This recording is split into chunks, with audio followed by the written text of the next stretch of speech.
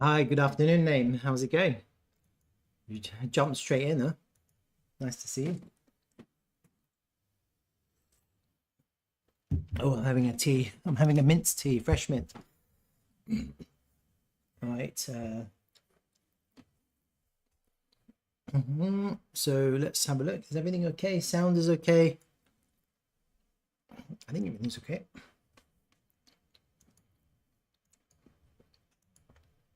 All right, let's just quickly have a look at Bitcoin now. Actually, I wanted to spend a little bit more time on Bitcoin, but I only have 2 hours, so that's the problem. Um,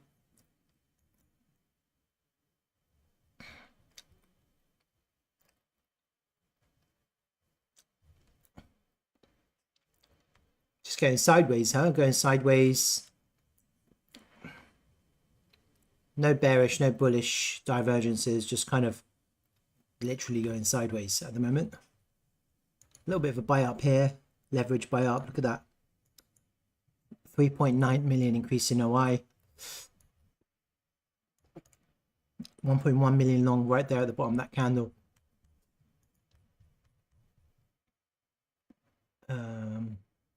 OI is increasing, huh? Look, see here. Yesterday to today. So that OI is going up, going up, going up.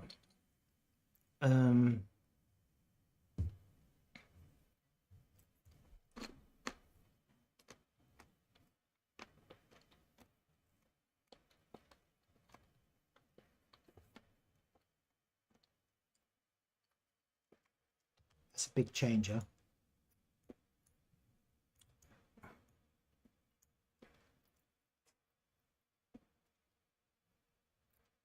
I think it's longs, huh? It looks like longs to me. But the CVD is not going up, so there's like, look, the OI has gone up a lot. The price is just going sideways. I think it's longs. That's from yesterday, was it? Yeah, yesterday. Look, there's some tiny liquidations here. It's quite hard to tell, actually.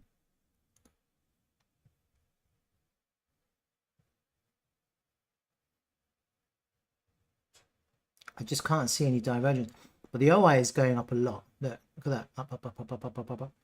I'm wondering if some big players are starting to increase the size of their position. Maybe their limit buying and they're just absorbing the price. But I can't see bullish CVD here, but I do see the OI going up. That's quite interesting. I haven't seen that in a while.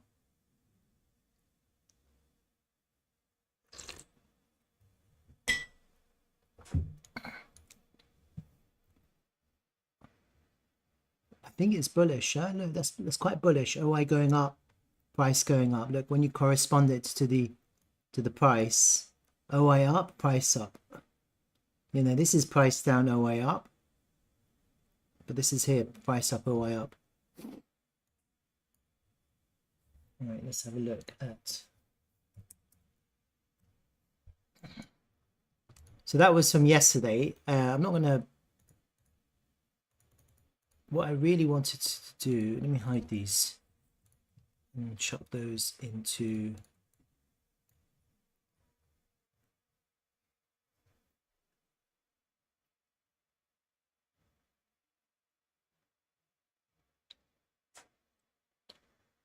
Yeah, I can have a look at that for you. Let's have a look at claw. No worries. I'll do that straight away, just in case you want to run away. Let me do that for you now. And then maybe some other people will join and I can just go back to BTC. So did I move it here? I think I moved it. There it is. Oh my god.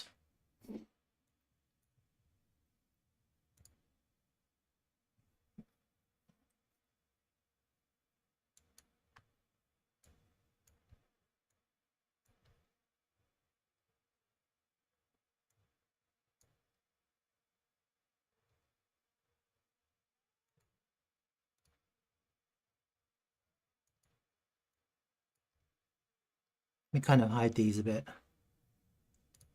Just want to look at the candles actually first. Yesterday's daily candle was not good, not a good candle. You've closed underneath these previous 4-day wicks. Underneath all of them, it's like a nice, you've gone down, you've taken the liquidity from the previous candle here, you've hit the daily level. There's no respect. Today's candle's gone down halfway and it's had a little bit of a buy up. So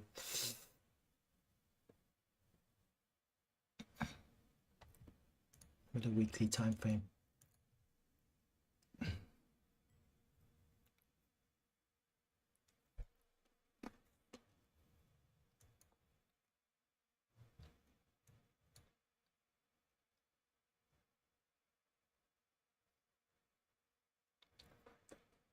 Is that a very decisive moment here?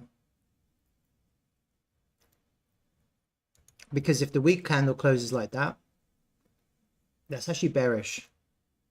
It doesn't mean it's not going to go up one more time to clear the liquidity before it goes down. But the reason why, I mean, it's not, the candle hasn't finished yet, but it's a swing failure of the highs.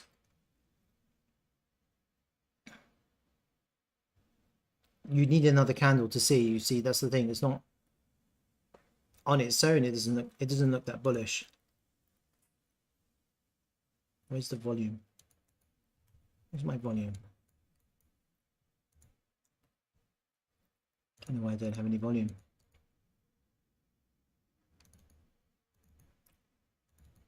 I don't have anything. Hold on, let me refresh this.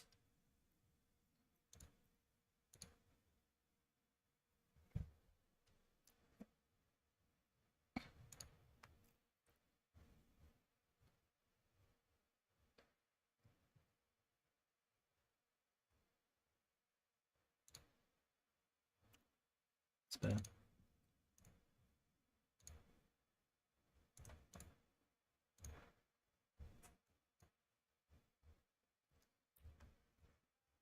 Just hide these instead so I can draw on it.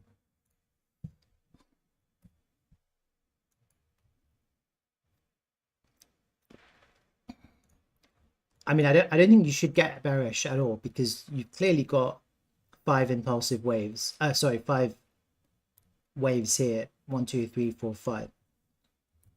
And you've clearly got some sort of it's either ABC or some kind of 5-wave correction. It doesn't really matter. And here you've clearly got an impulsive move. 1, 2, 3, 4, 5. That's your 5 waves, isn't it? That's what we talked about already. So we're definitely in a corrective move right now. And we have bullish market structure. Bullish market structure on the daily time frame. We have lower high, lower low.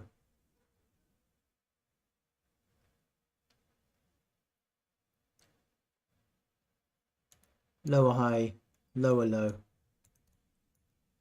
And we've just put in a higher high, higher low, higher high. So this is the change, isn't it? That's the change. We've got bullish market structure. This is your low, higher low. At the moment, that's your higher high. This is effectively, that's your range when it comes to continuation. Yeah. So for this to go back to bearish, you want to see this. Yeah. Lower low, lower high, and then take out this low. That would be bearish. So until you see that, your bias is absolutely right to be bullish on this token. Absolutely right. You wouldn't change that until you saw a change in structure. And at the moment, the structure is clearly changed to bullish. That being said,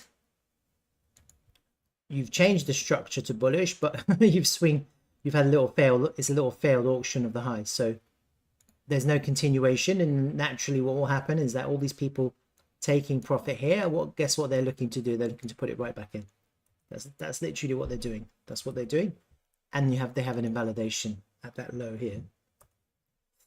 That's basically the way it works. And so effectively you sell the highs and you buy the pullbacks. I think a lot of people will be thinking like that. And traders, that's what I'm talking about, traders.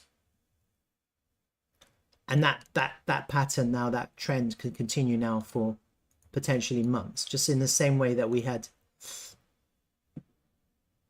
as soon as we took out this low.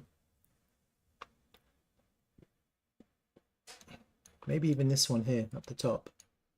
Maybe that was the change here. It's very discrete change. But ever since then, you know, you've been putting in lower highs and lower lows. Yeah, because traders, they sell the new lows and they add back in to the lower highs. That's what they do. Anyway, just to kind of put it back into context of your question, that's your first 5 waves. That's nice.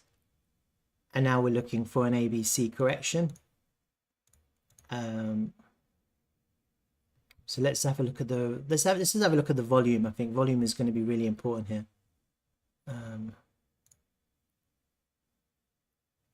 Name, you're saying the third wave is actually the 5th, and we're doing running flat.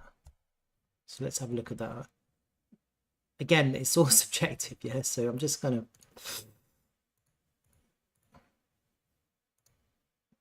what you're saying is, oh, I see what you're saying. You're saying that it was this, and this is like an extended flat. That's your flat, huh? A, B, C. So if it is, if you're right, 100% you could be right. 100%, you could totally be right. It's, again, it's really subjective, isn't it? That could be, it could be this, and maybe that makes more sense. So you might be right. It's hard to know exactly. This is quite impulsive too, but maybe you're right. Maybe actually your analysis is a little bit better than mine, or you just spent a lot more time looking at this chart than me, which is probably the case. If that's correct,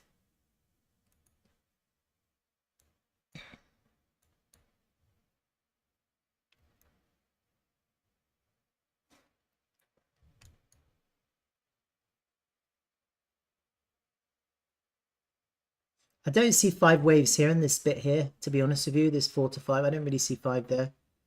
1, 2, 3. Maybe it is possible there's a 5 there, actually.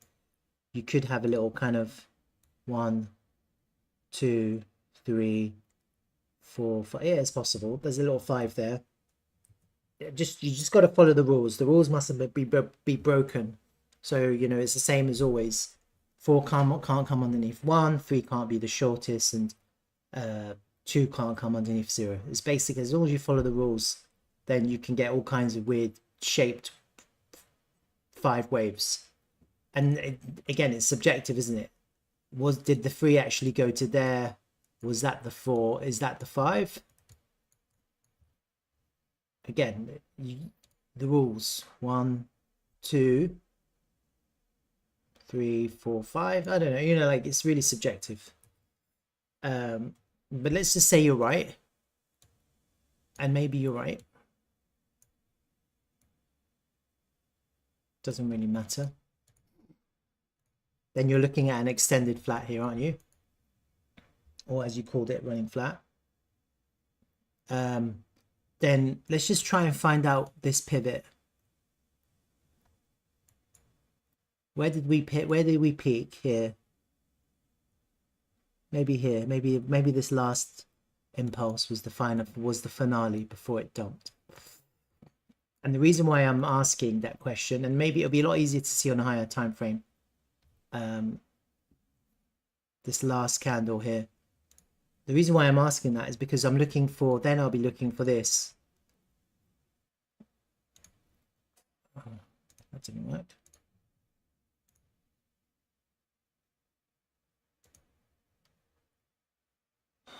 A, B, C.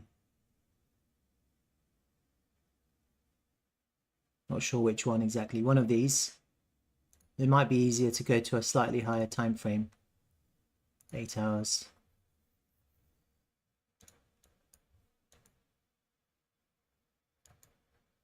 And the reason why is because if you're looking for some kind of extended flat or running flat,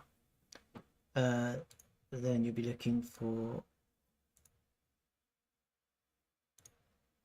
this. This is a running flat, isn't it? Not extended.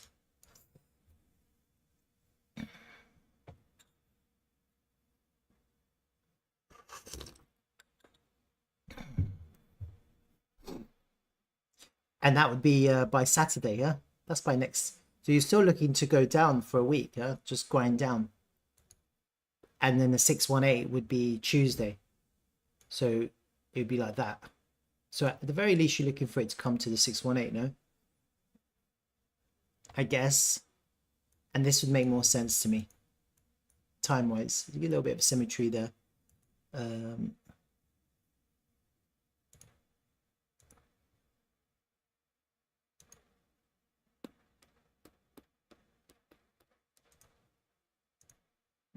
It's quite subjective, because which pivot do you use, you know? Then you have to, it's a lot easier when you go to the slightly higher time frames, because you don't have to mess about. It becomes a little bit clearer. Maybe daily. Let's try daily. But then the lines come closer, and then it's more of an area. This one, maybe this one here.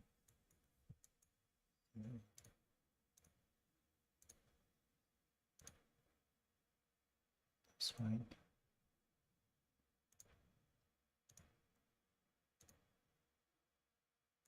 Oh, that was good. I like that actually. Look, that lined up. So this one.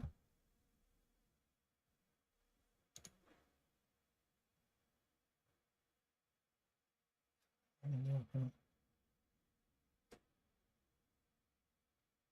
618 lined up. Tuesday.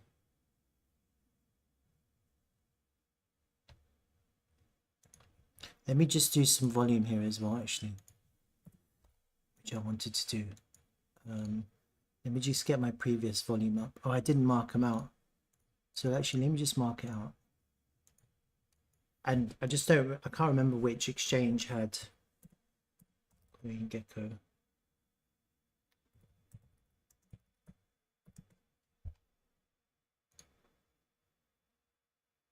If this breaks out, all of AI is going to break out. This has got a small market cap. Oh shit, 47 million.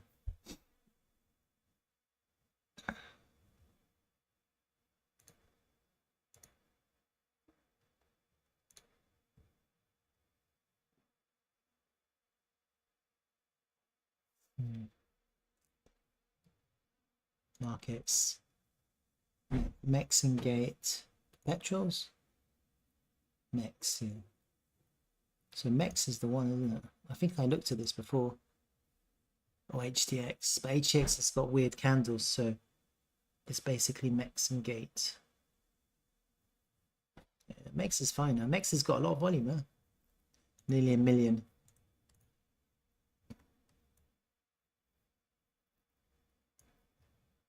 Oh, look at that. That's nice. So when was that? That was yesterday. So we had a really nice touch of that value area high, didn't we?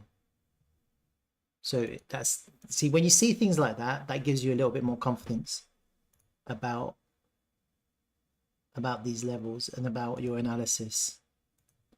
So let me just mark that out, because I should have done it before. And it's good to mark out the levels, because when you then if there's a change, it's a lot easier to see. You can see that there's a change as you update it. So that's the overall value area. And then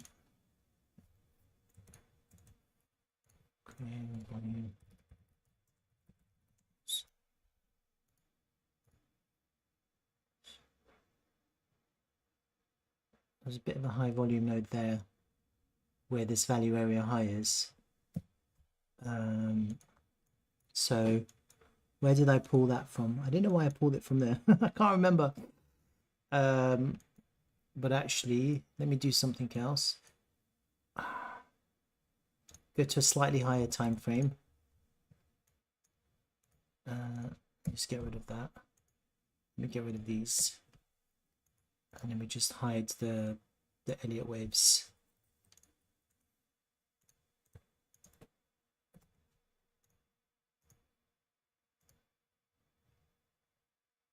Why is that not hidden?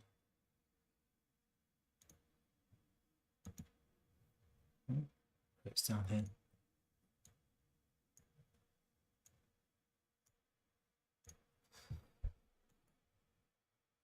Just get rid of these fixed ranges. I just want to kind of tidy this up a bit, because I'm guessing you're going to come back and I'm going to have to look at it again.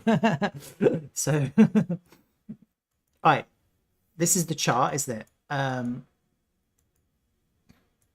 What's that line again? See, it's horrible when you don't mark things out, because you forget. You look at so many charts and you just forget what everything is.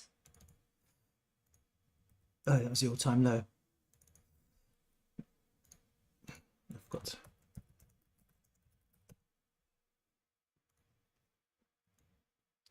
Let's put the high in one way out here.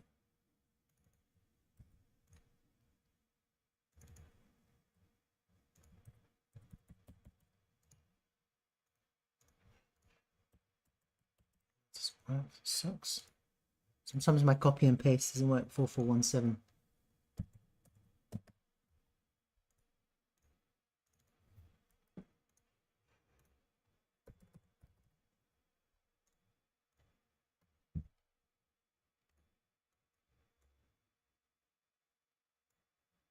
And then we did the fib, didn't we? No, we didn't. So let me just delete these. Must be that one. No, that's not right either. That was from top to bottom. Okay, it's good to have that one. But actually the one that I wanted was this one.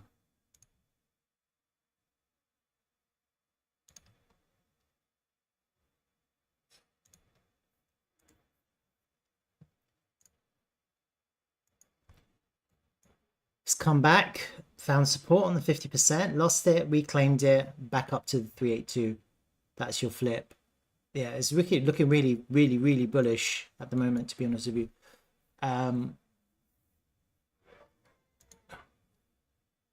But let's just do some things here. Let's go to the daily time frame. Let me just break out these volumes based on these fibs now. I'm just trying to see where the big SR flip is.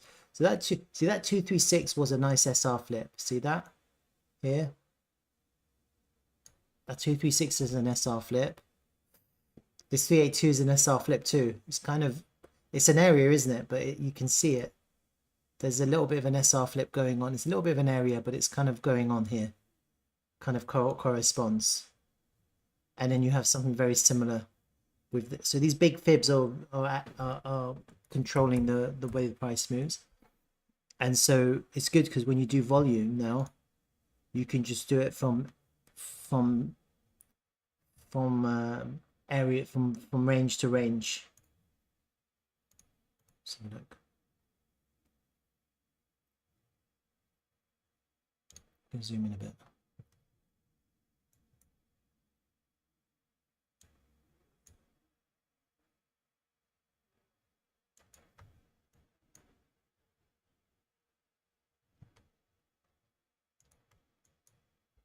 Just have a look at all of these.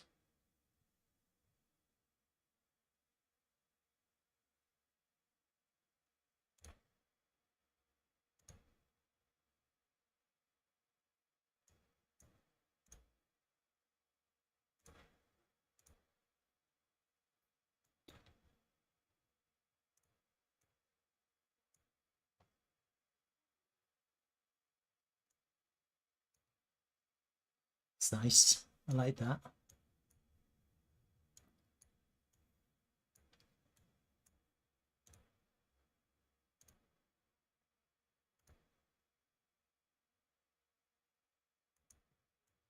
Okay, I don't really care about that stuff. And then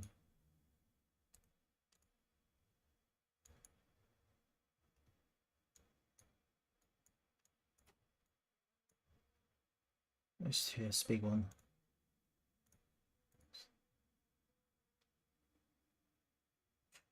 Okay.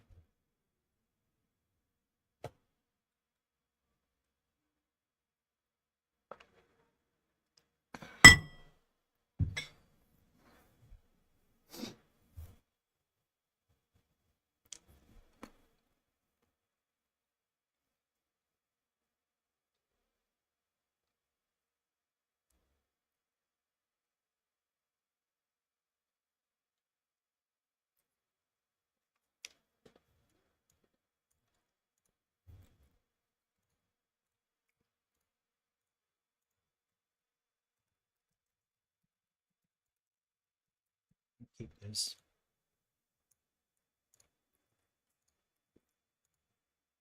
Go back to the 4 hour.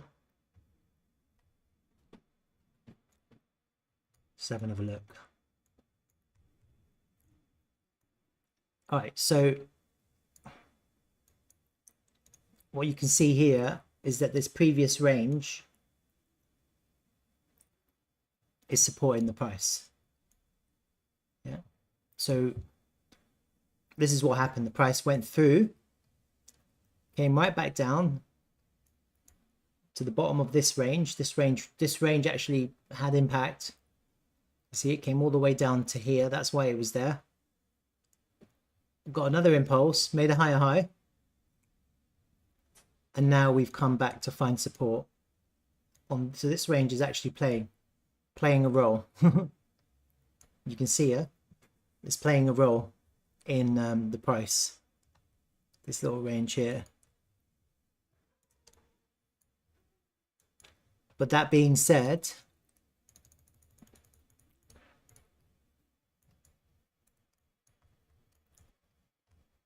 we're underneath of 2 value area highs. We've got this local range value area high, and we've got a slightly wider range all the way from when we came above this 0.5. That's where I've pulled it from. That's from November the 23rd. I mean, everything's a range, yeah, until we go into price discovery. And even price discovery, the price is trying to create a range. It's trying to make ranges, yeah. Everything is a range. That's how you have to see it. So from the minute we came above here, we were in one big range. This whole thing is one big range. And the price just works its way from level to level, either down or up. And it fills each range with volume. And over time, if it's bullish, the demand just keeps on coming higher and higher, and the price struggles to get down. So that's basically what's happening here. I can see a really strong level here because you've got this high volume node, you've got the 382.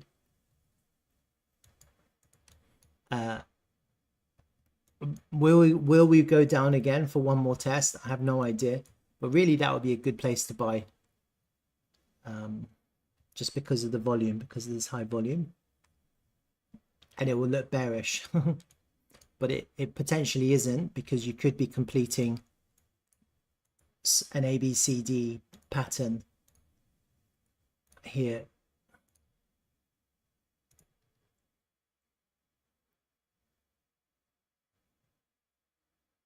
That's the first thing that I'll be looking for. Yeah, if this pattern plays out, it would have to be quite symmetrical, and timing would be basically next weekend. And this doesn't really matter. It could do that and then come down. But the idea is that you're completing a pivot. You're putting a nice pivot here for a higher low to complete some kind of corrective pattern like that. Exactly what you were suggesting, like a running flat. Okay. But if it's really bullish, you will never get this, because right now what you can see is we're holding support levels. We're into resistance. And if it's bullish, people just keep on, they prevent the price going down. You get into a situation like this, and then it will still get to the same time, but then it will just explode up, because it's almost like it's trying to get down to there to complete this harmonic. But if it's bullish, then it's just too much demand, and it won't look the way it needs to look. Okay, but in terms of trading, that would be perfect, wouldn't it? If we saw that, a trader would love that, and you would take that trade because it's coming to the 382, and you've got a really nice high volume node here, and it would basically fake. It would be a little bit of a fake out of the price coming underneath the value. You'd be expecting something like that, and then you'd expect some kind of impulse on time. But I mean, if you're accumulating, look, this is a really nice accumulation range. The price kind of lost the point of control, and now it's back above. So you can see that people are buying. They're buying. Doesn't mean it's not going to go down, because it could quite easily just keep on doing what it's doing. Do you know what I mean? It could totally do that. That's what I think. I really have no idea if that helps at all, but you might be right about the waves. But I mean, it definitely, you can see that there's strength, so it does kind of, I don't feel like accumulating here would be bad and spot. But then this is the minute we go down underneath there, that's a lower low, and after a lower low, after in bullish market structure, if you do put in a lower low, the next thing you need to see is a V-shaped recovery to take out that high, because otherwise you get you end up with a head and shoulders pattern and a breakdown. Yeah, so that's bearish. That's a lower low followed by a lower high followed by taking out the low, and it just looks like a head and shoulders pattern with a market structure change. Yeah, so if we do get a lower low, and usually that will happen because of some scare in the market or some kind of bearish sentiment suddenly appears across the market, not across this token, then you'll get a lower low, but actually it was just a shakeout, and that's when the whales just buy this up and they just take it to the high, and then it goes right back to bullish. That low low becomes a higher low, and then you're continuing with a higher high. You just end up with a slightly wider range, but you're still bullish. So it's just some things to bear in mind. But I think you're absolutely right. This could be the last leg of a corrective pattern, which might, I mean, look, it could fall short the correction, you know, if we're still going down. But in terms of buying, these high volume nodes are really, this one here is really nice. This high volume node on this 382. And effectively what you want to see is some bearishness for a few days, where this just keeps on grinding down. That's what you want to see. So you want to see it to go up, you want to see it to go down, you want to see it go up, go down. It starts to get bearish.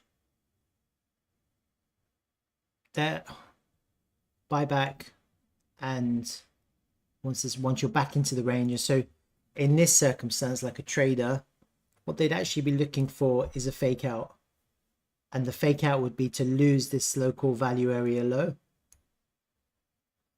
roughly on time and to get right back in there.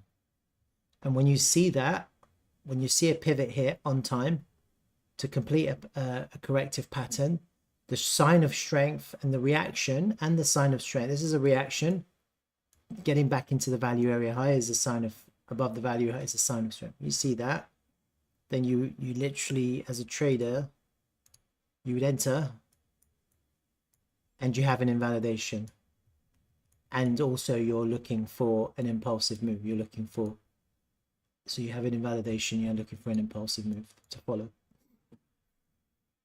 but you only enter after that hits its target. On spot, just buy. It's not really a big deal. It's not really, I think on spot it's not really difficult. You just keep on it, dollar cost averaging, buying red candles, whatever strategy you use, buying based on time. And now if I was initially correct and that was your wave 5 and we were looking for an ABC zigzag, well, we don't know if it's a zigzag or not. So a zigzag would be like this, coming to fill the gap all the way down to there. But I mean, who knows? This could actually just be flat, you know. That could still be the wave 5, and you could just see a prolonged correction, flat correction here, holding this higher kind of this little range here. But actually, I'm just thinking it probably not. I think probably we're going up. I can't imagine us staying here for long, because we didn't really stay here for long as we came down. And so usually what happens is the way the price moves, it kind of follows the previous price action, you know, it kind of follows. So you kind of, it took so long, thus long to get out of here to lose this level. Yeah. Much was it? It's about 60 days. I don't think you're going to be here more than 60 days. That would take us mid-November at the very latest. But because we're impulsing, it could be much shorter, much sooner, you know. And that's what you're looking for. You're looking for a nice impulse to get us up. And then if you're trading this, you can totally cover yourself at each level. You can, and the volume areas, the previous volume areas are really useful. If you're trading this, skimming, you can skim profit at these levels with a view to putting it back down, back in. And so you're never going to get a straight move, are you? It's always going to be waves. And it's usually on these previous historic levels to get waves. So I think you might be right. I'm tempted to buy some MEX.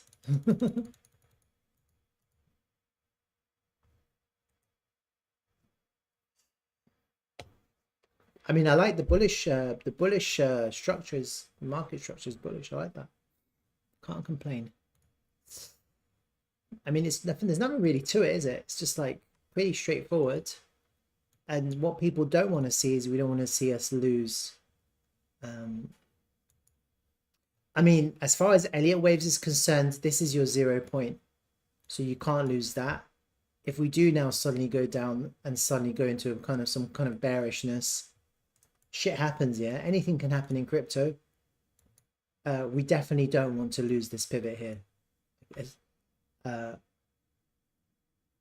because that's the impulsive. That's the impulse, isn't it? That's the first wave.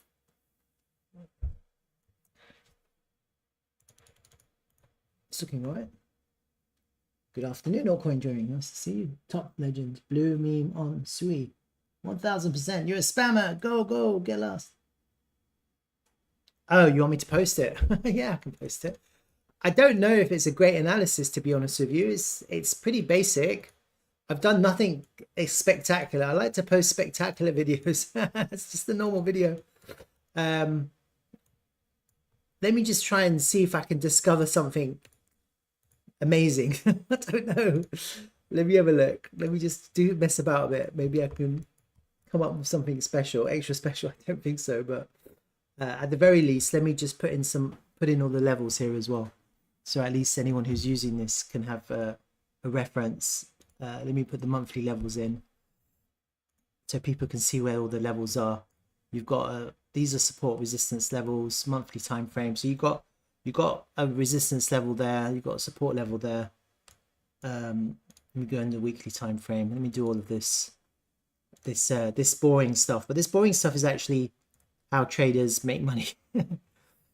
I'm not trading at the moment. I will get back into trading. I took a long time out, a long break because of what happened to me with the hack, and I will get back into it. So at the moment, it's just getting, just becoming stronger, not losing your art, not losing your skill, just continuously analyzing, and just keeping your skills honed and sharp. That's all it really is.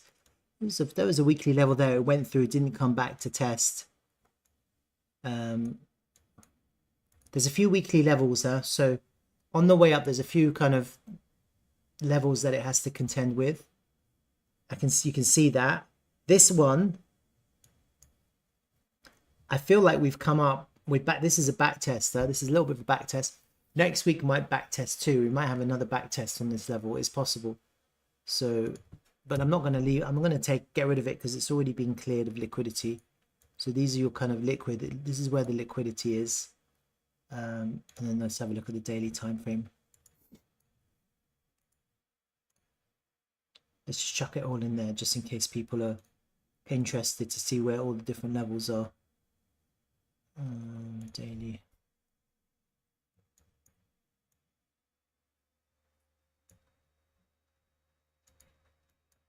I don't really like on altcoins. I don't know if I like to put dailies too much because they can, altcoins sometimes move through dailies like there's no tomorrow. But sometimes they're useful because you can see confluence. If you're looking to cover, or you're looking to take profit, you're looking to trade.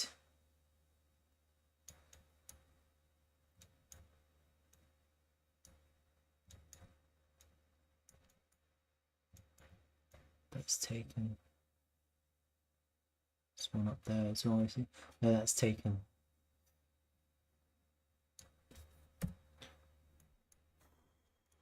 Let's just put these all into a folder.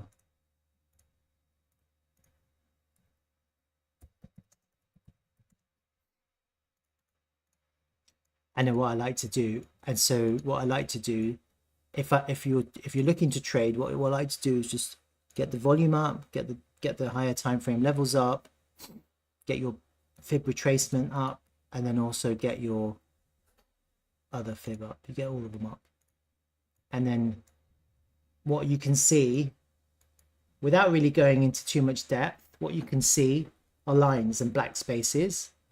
And usually what happens is where there's black spaces, the price moves quite quickly. And where there's lines, the price has to kind of get through. Yeah, because you have to get through liquidity. There is an observation I'm going to make right now. Yeah, there's a volume. The volume has been descending. So I'm not fond of this. Yeah. Increasing prices, decreasing volume. I'm not crazy about that.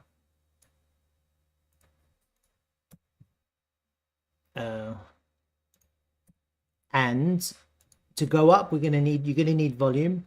The reason why you're gonna need volume is because you do have trapped liquidity. You know, you have people who have bought.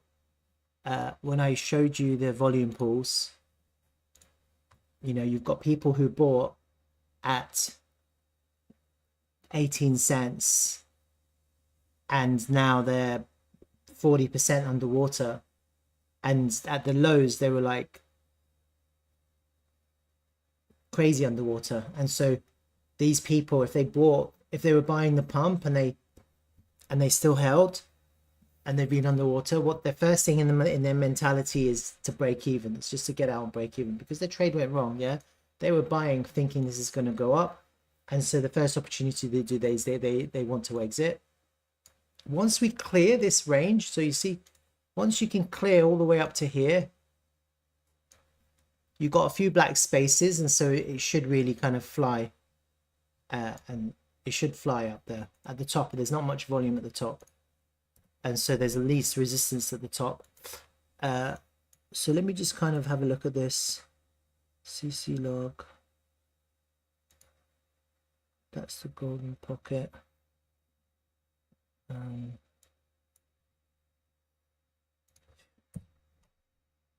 Yeah, I mean, you've got resistance here, this weekly level, daily level. You've got a 236.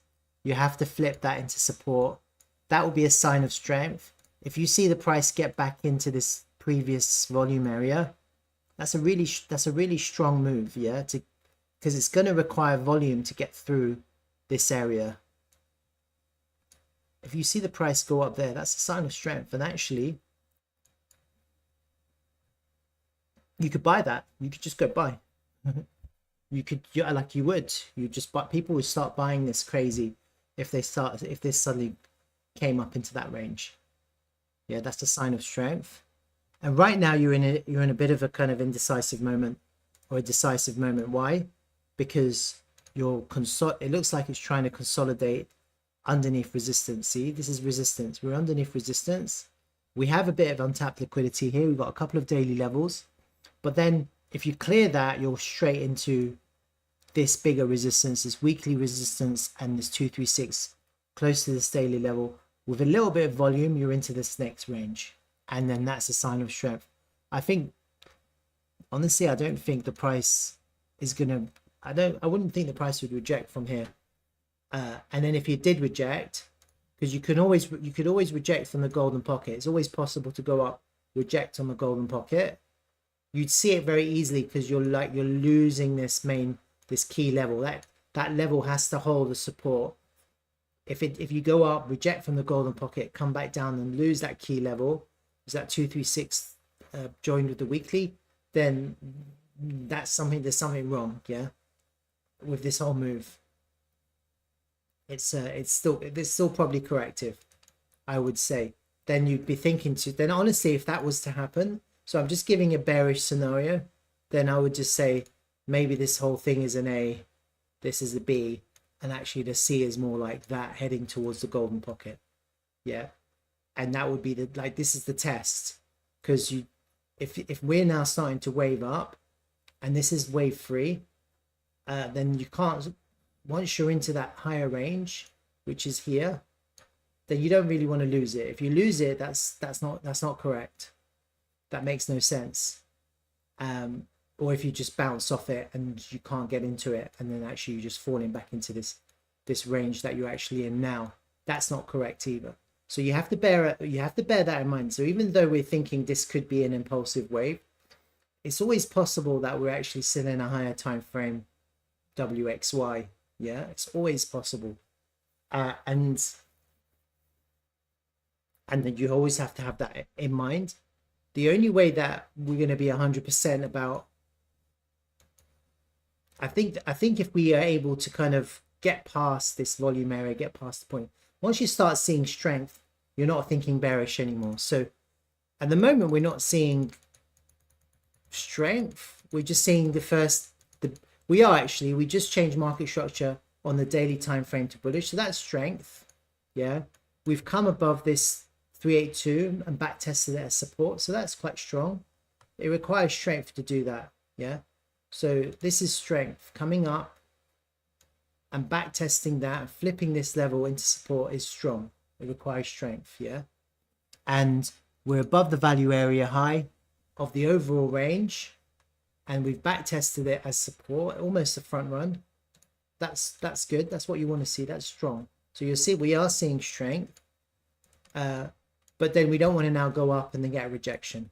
So if for some reason we go up and somehow reject, then you've seen strength and now you're starting to see weakness. Yeah, and you're not expecting weakness when the next move is the strongest move. The third wave is the strongest. It's the strongest move, so it should be really strong. It should be extremely impulsive, and you shouldn't see a rejection so immediately after you see strength. And if you see that, then actually I would be thinking, okay, maybe actually this is more bearish than I thought, and this whole thing is more of a corrective. That's the A. This was actually the B, and actually maybe then we're looking for a C coming down to the golden point. This perfectly makes sense too. I don't like it.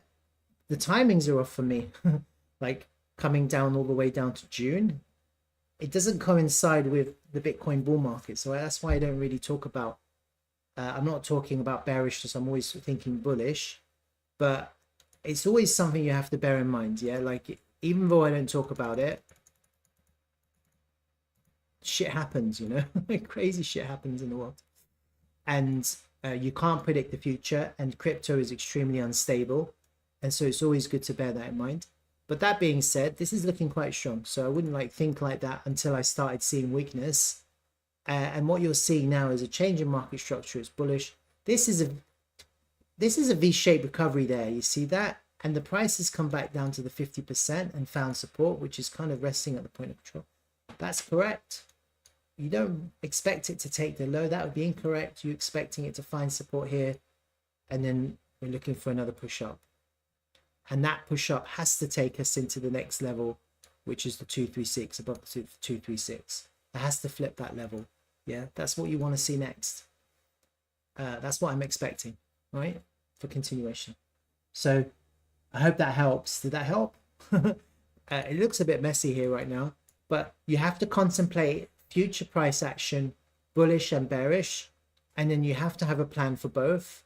And then for most people, the most straightforward technique or strategy is dollar cost averaging, because we're in the bull market. We're expecting a bullish Bitcoin wave 5 to carry us into higher prices, which will carry the whole of the altcoin market. We're expecting that, and that's our thesis. So you have to have a higher time frame accumulation strategy, But traders, I mean, look, a trader, I told you a trader would be looking for the best entry. They'd be looking for, like I said, they'd be looking for a completion here. That's kind of, this is where the reaction here back into the value area.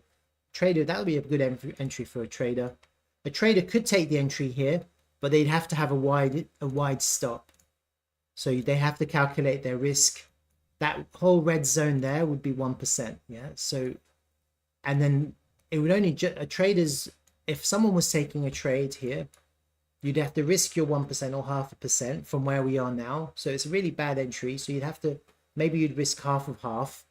And then if it goes down, add another half of half.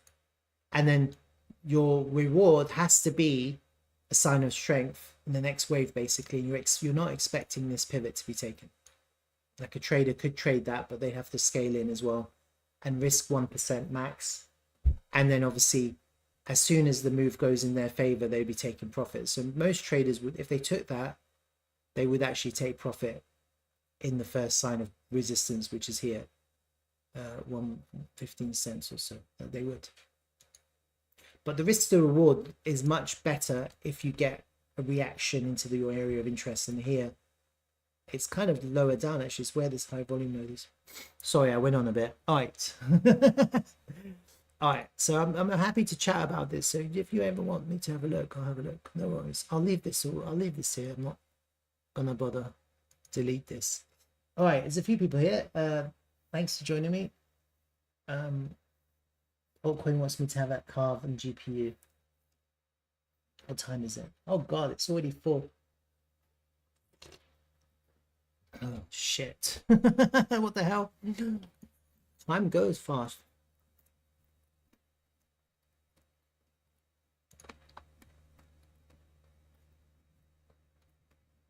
I love I love Bitcoin's price action, by the way.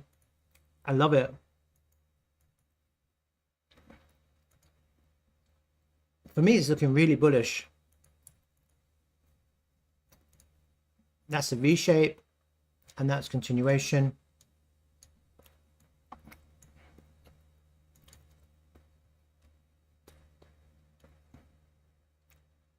If we get a pullback to 66.5, I wouldn't be surprised next week. Let me have a look.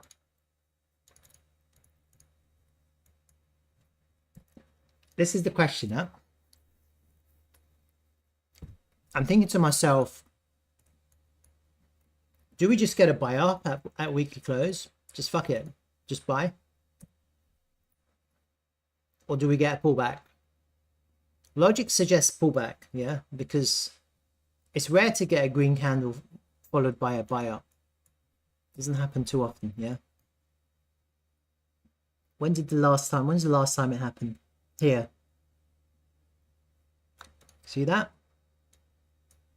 That was October the 23rd. Actually, we're literally at the same time, huh? Look, October the 14th, next week. So today's candle's going to close. It's amazing. It's like we're on sync. We're in sync, huh? Timing is really in sync. The last time we had actually the last time was here. Look, it was a week after. It was in December. You can see the way the candles don't have wicks. So you have a weekly close and there was literally no pullback and you had a buy up there, market buy. So it's actually quite interesting because here you actually had one here as well. Yeah, you see that? No pullback, just a buy up, buy up, buy up. Here you have a pullback. You can see the wicks are showing you the pullbacks. So you have a little pullback before you have a buy up. On the weekly time frame, those little wicks could represent days. Like you'd have to zoom in to have a look. But when you don't see a wick, when you see it's just a flat bottom and the weekly candle goes up, it's immediate. There's no pullback. It's just a straight buy up. So here, look, do you see here?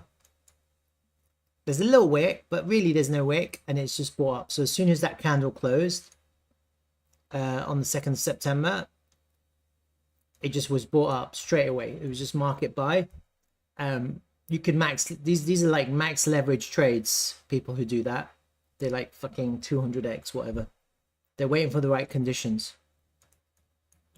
So the last time we had it was like I'm just seeing this kind of rhymed.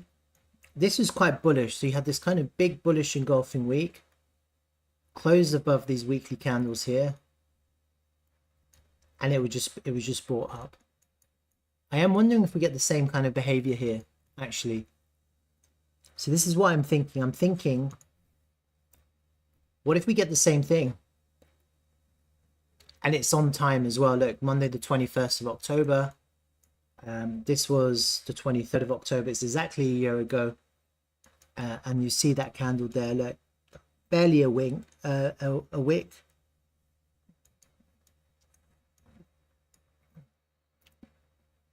The only difference that I see is that at the top of that candle, there was a wick. So there was already a profit take in that weekly candle. And it's obviously this weekly candle hasn't ended. So I do wonder if we end up with a candle with a wick and then we have a buy up. But in my mind, I'm just thinking there's two scenarios here. One, we just literally get a buy up. Just fuck it, just some market buys. And the other scenario is a juicy back test here.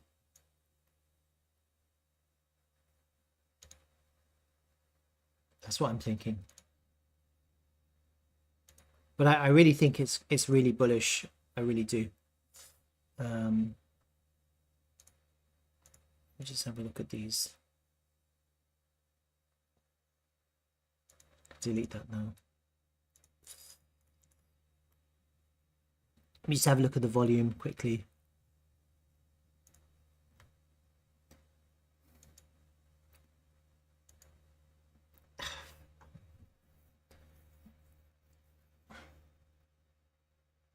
This would be a liquidation run.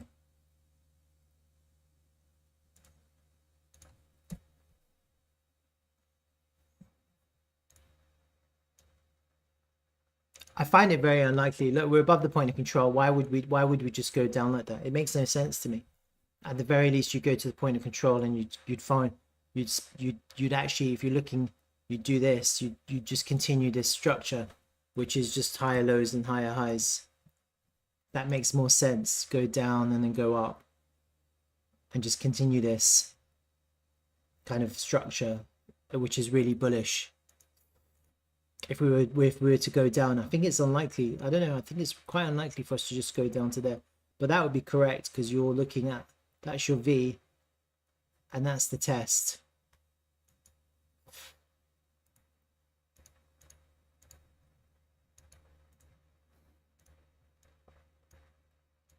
And we had a V here. That was a V. And then the test was 50%.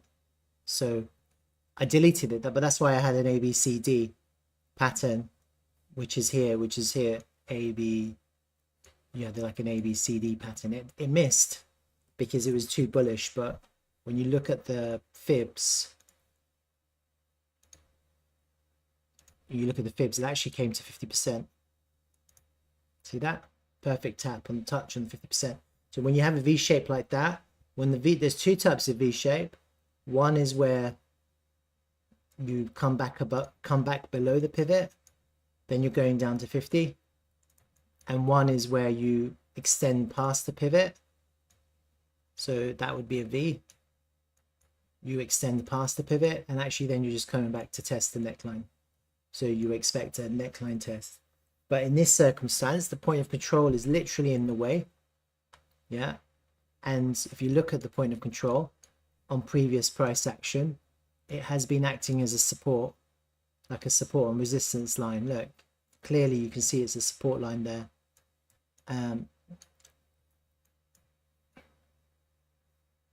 It has wicked before through it. In this circumstance, the minute we take out this pivot, everything changes for Bitcoin. It really does. I can't emphasize how important that pivot is. So at the moment, any rejection anywhere here is still a lower high on a higher time frame. The minute you take out that pivot, you've just put in a higher high, and this whole thing changes. It's still not confirmation of bullish market structure, but honestly, the market is going to go wild. Yeah, and I know there's like a shit ton of liquidations ready to happen the minute the minute you take out the high. I think a lot of people are just going to market close their shorts. That's what I think. It may not be it'll be a squeeze where you have people just manually closing their shorts because they won't be in a short anymore. You just put in a higher high, they won't be bearish anymore. So there's a couple of scenarios here. I think that point of control is really important.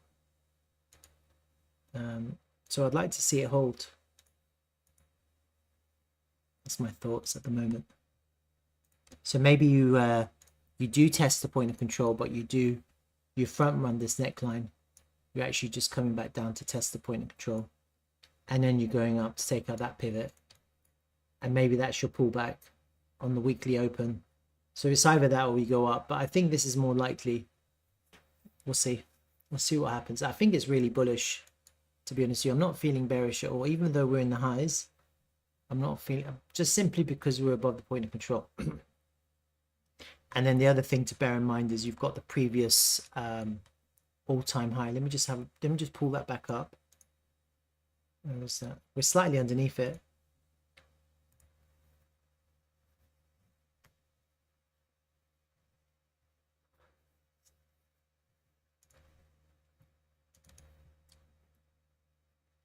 Let me just make it white. I prefer white.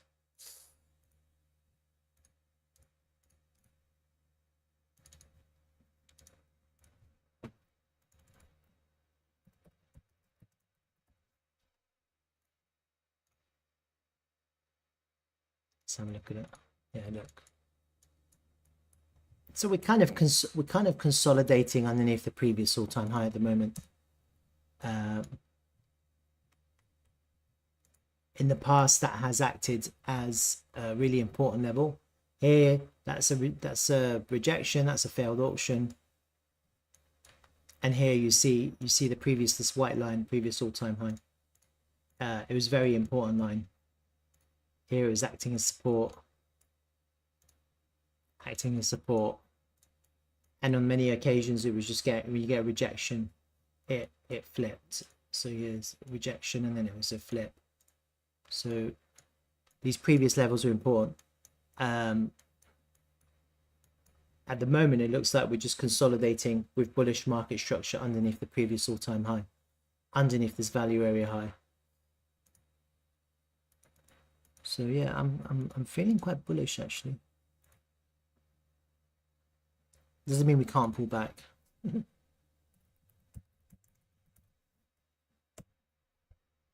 It's quite good to see her.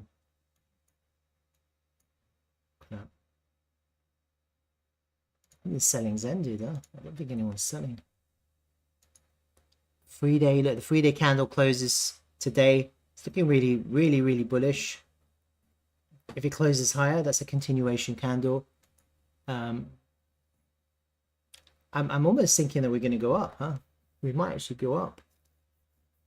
By the end of October, we might be right up there. That's what I'm thinking. All right, this will be interesting to see. Do I have any other levels here? No, I'm not going to bring it up.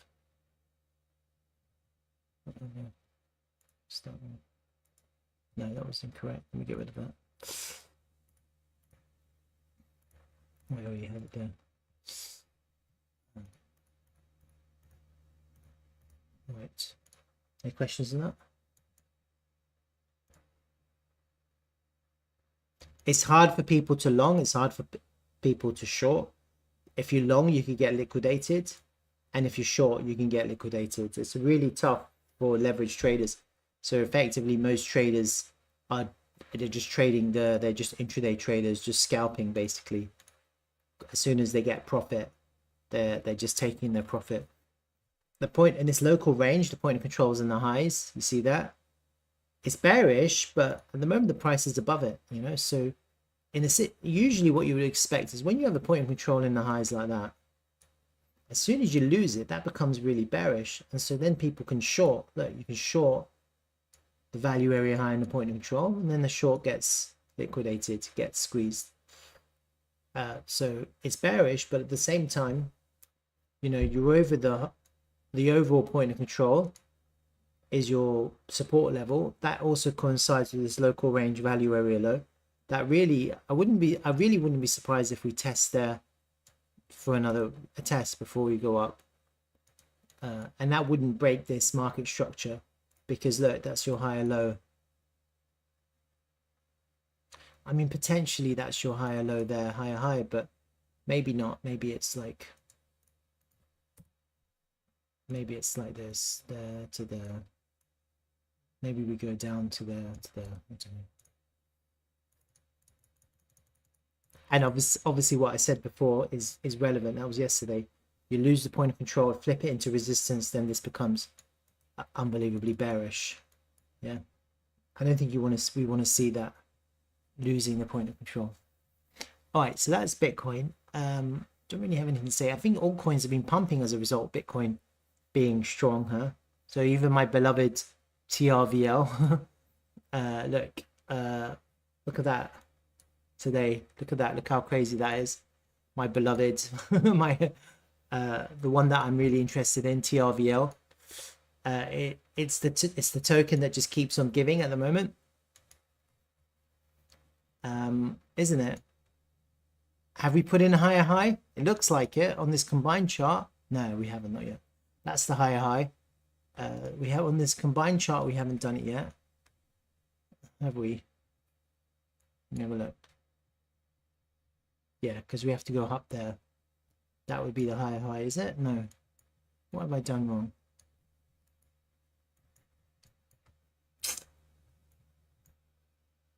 I mean, it looks like it on this combined chart, but the reality is, let's have a look at Bybit. Let's have a look at Bybit. Better. So no. So there's obviously some impulsive buying happening on TRVL, but actually that's our higher high there on Bybit. It doesn't really matter. I mean, so it's a low. It's very illiquid. And so you're going to get these wicks. People are market buying. It's a liquid, so they're just going to buy, and they're going to get a fill much higher up. It's very hard to tell. On this combined chart, it looks like we put in a higher high, doesn't it? It does look like it. But then here it doesn't look like it, so it's hard to tell. But yeah, look, the last 36 hours, look, it's TRVL is up 5-6%. Yeah, so there's obviously interest, and this local range, you know, the value area high has been holding, hasn't it? Let me go back to Bybit.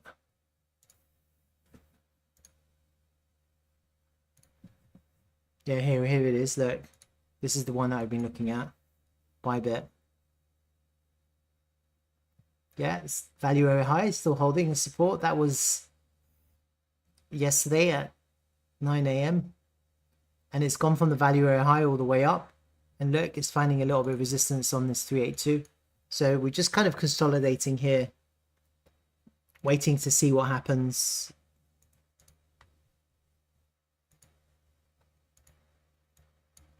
And I think that's largely to do with Bitcoin. Yeah. And we have to see what happens with Bitcoin. The volume's dropped off a bit, and I think a lot of the market is waiting in anticipation of Bitcoin and what happens with Bitcoin. And I think, like, I think the market is now a little bit more bullish, and the reason why I think that is because, you know, I see a lot of green on my tokens. I see a lot of kind of green. It's not red, it's green. And now with TRVL, you've got a lot of people now trying to position back in, or they're trying to accumulate, get a position on TRVL, and they haven't done so when it was easier to fill, when the price was going down, and now it's a little bit more difficult to fill. And so naturally what I'm seeing is, you know, when you get these little pullbacks now, they're getting bought up. Yeah, so now if we get another pullback here, you know, that will be an opportunity for people to market buy and continue this market structure, which is bullish. It looks quite bullish, the market structure, doesn't it? Here it's looking quite bullish. Higher lows, higher highs on the local time frame. and every dip is being bought up. And eventually what will happen is if you do get like a big, and this is the thing, so a lot of people are just patient, they're just waiting for Bitcoin, waiting for Bitcoin to make an all-time high, waiting for Bitcoin to go into price discovery. Once you get that, then I think a lot of people are just going to market buy these tokens. They won't even care. It'll be a little bit of a mad rush. Yeah, it'll be a little bit of a mad rush. And so what you're seeing now is speculation. It's getting people trying to position in before the mad rush. And with these kind of lower kind of liquidity tokens, it's a little bit trickier because you can't fill a big position. Like right now, if I was to go and try and fill a million order, I couldn't without moving the price too much. And so you just have to go slowly.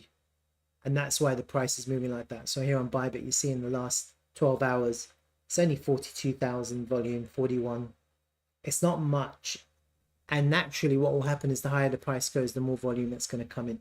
And so, as I was saying yesterday, and look, this I can't remember this channel that I drew, but there's a little bit of a channel where kind of there's so many there's so much resistance, and actually we're doing quite well. We haven't had a clean rejection, and where we haven't rejected, and like if this was bearish, this is where we'd be now. We'd be down here. Yeah, if this was bearish, you know, we'd be down here. If this was bearish, this isn't definitely not bearish.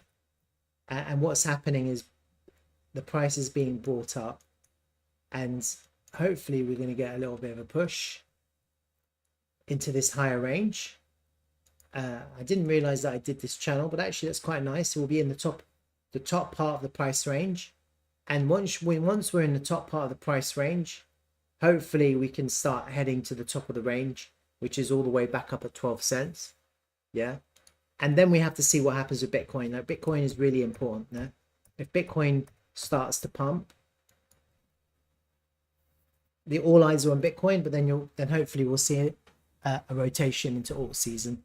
But I think like tokens like TRVL should pump with Bitcoin.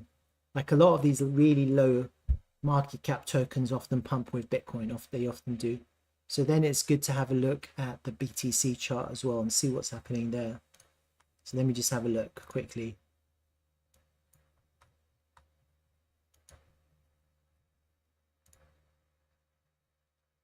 I've got a lot of stuff here. I only need one thing, which is the volume.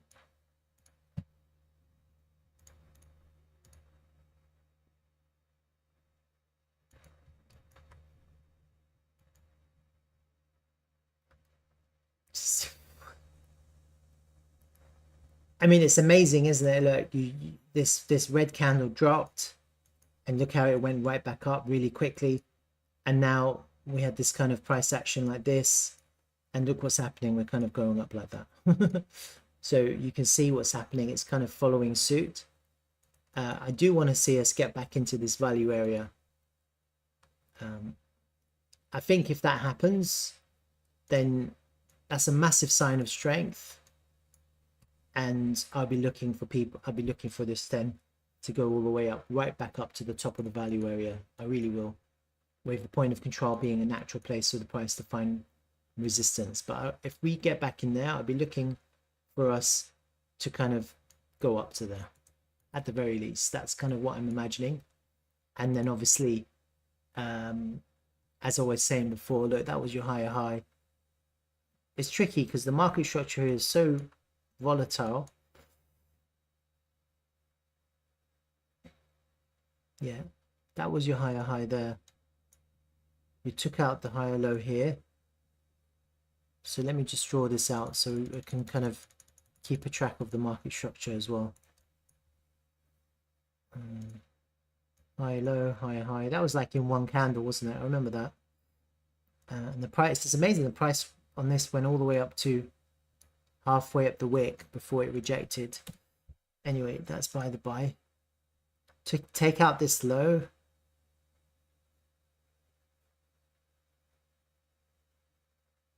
Here.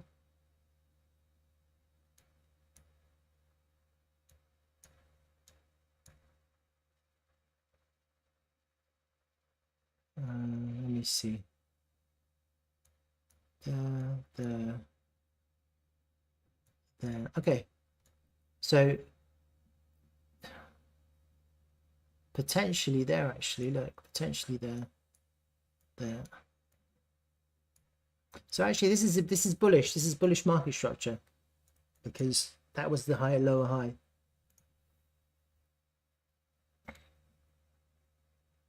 That lower lows, lower high there actually, because that was a lower low, lower high, lower low. So this continued, these lows continued, and then here that was your higher high, that was your higher low, that was your higher high. So the market structure on this token on with the BTC pair is bullish. You can see it. This is the higher high confirmed. That's your pivot low. So I'm not expecting the price to go down there again. And we just want to see this continue. On the weekly time frame, let me just have a look at the weekly. So I've done the daily.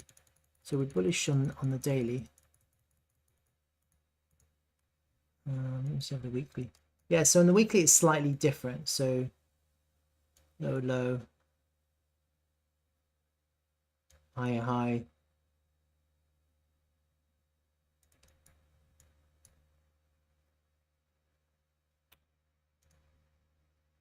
Low, high, lower, high, lower, low, lower, high, lower, low, higher, high there.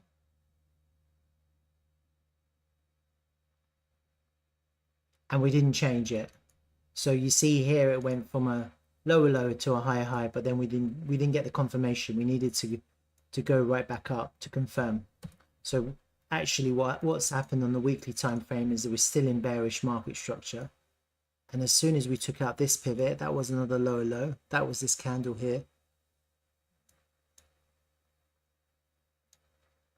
Lower high. And then just all the way down. Just take it all the way down. Have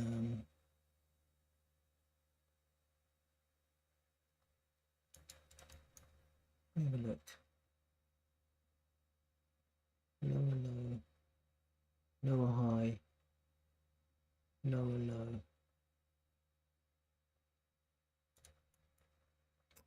I think potentially that's your higher high. So this is a changer. There's something different here. What I'm seeing, there's something different to before.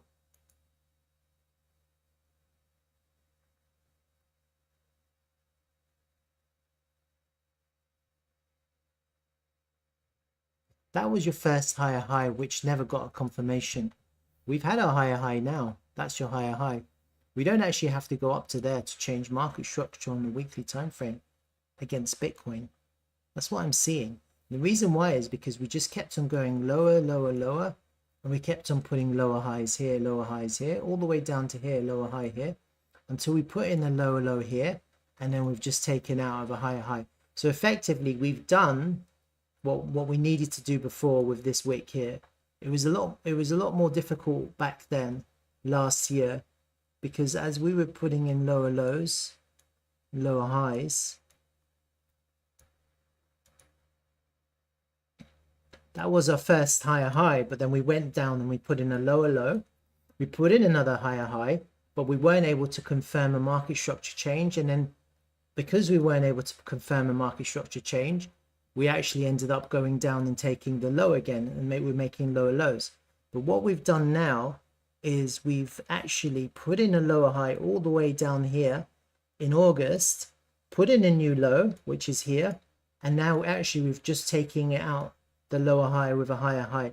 So on the weekly time frame against Bitcoin, this is really interesting, is we've actually done what we've done here. We've actually achieved that. So this is the first step. The first step is a higher high, which we've put in. So the next time this goes up, that's a weekly market structure change to bullish on against Bitcoin. We haven't actually had that on this token. So it's actually really exciting. I don't know if I explained it well enough. Yeah, but for me this is extremely exciting because I only just picked it up. You know, like I'm doing this live. I'm not sitting around analyzing this while I'm not on stream. I do it while I'm on stream with you guys. So effectively what I'm saying is this. Ever since this token launched, we've been in bearish market structure. We put in a higher high here. You take out the lows. That's no longer a higher high. That becomes your lower high. And you're just following bearish market structure. Bearish market structure. Bearish market structure. This is the weekly time frame. Okay. And then you take out that high here. That's a higher high. But guess what happens after you take out the high, you put in another lower low. So that higher high is invalidated. It becomes a lower high because you just put in a lower low. You take out that high with this high, that's a higher high. But the problem is we haven't had a market structure change because you need confirmation. And in all of the price action that followed, the price wasn't able to get back above that point. And eventually what happened was the price came down and it took out this low for a lower low. So it went down to a lower low and that actually became your lower high. And effectively, that's your lower high. And you can just delete all of this. And the way to update it, you have to update these, is that you just go like that. It's your lower high. See that?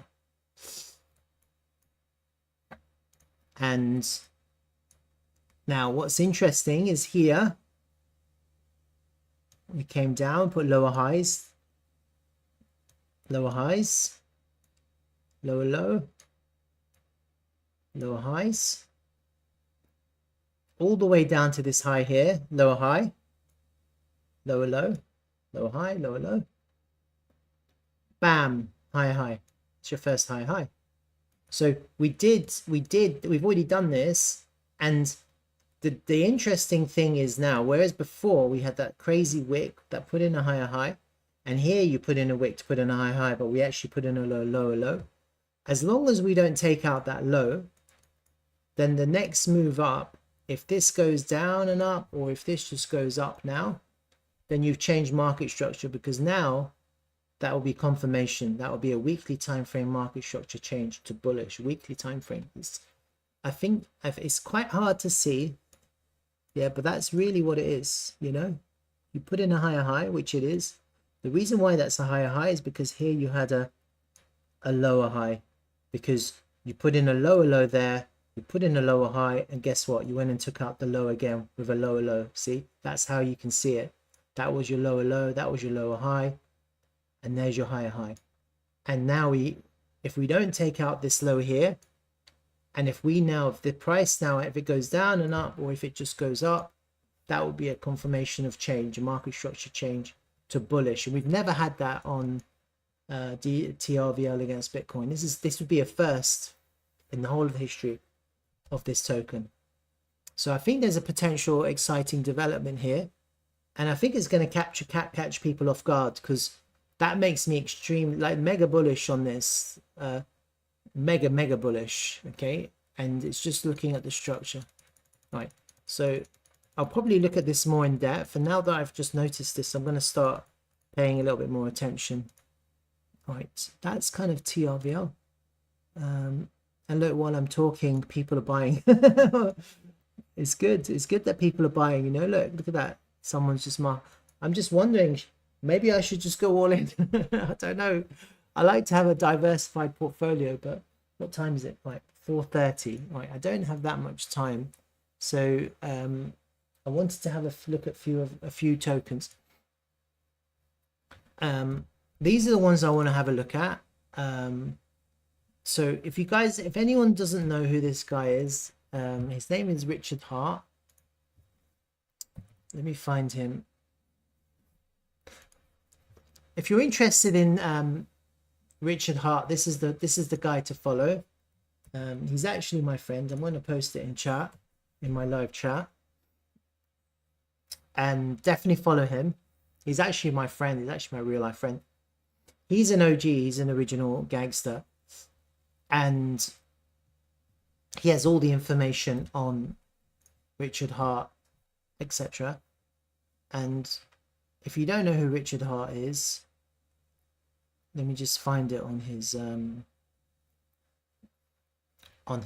portfolio, on his X. Let me see. There it is, Richard Hart win. This is the guy. Is that him? I think this is the guy. Yeah, Richard Hart. So Richard Hart is a Bitcoin, original Bitcoiner, I think.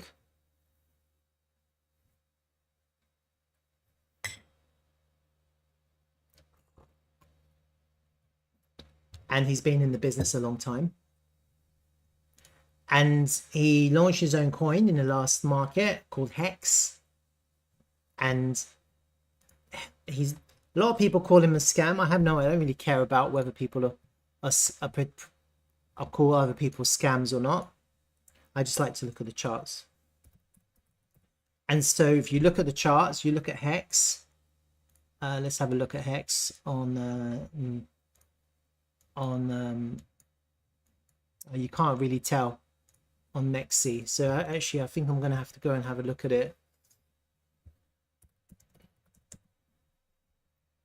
on CoinMarketCap.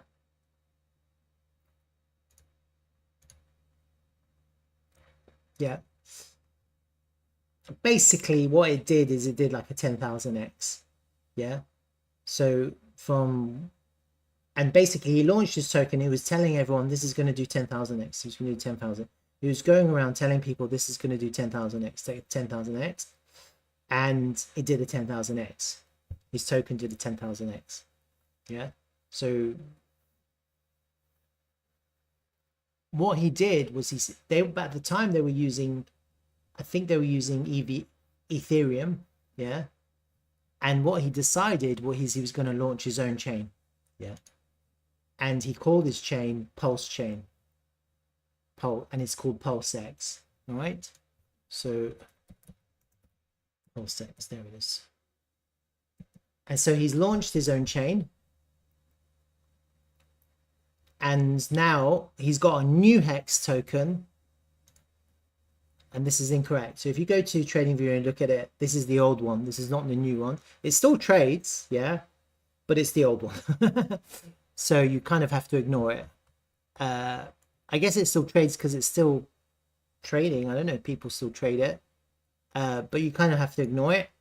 And to find his tokens, you have to go to Dex Screener and you have to search for them manually. So these are the ones. So I wanted to just go through his new tokens. Now, if you follow this guy, his name is Mexishbull Mexishbull on X. He has all the information. I get all my information from him, all right? And the point is this: a lot of people, like, if you do a search on Google, Richard Hart, you see the SEC's got a lawsuit against him. A lot of people call him scam. Let me just have a look. Richard Hart. You do a search, Richard Hart scam. Look, see that? You'll get a lot of stuff. People complaining about him, scammed. Look, see that? Independent crypto influencer.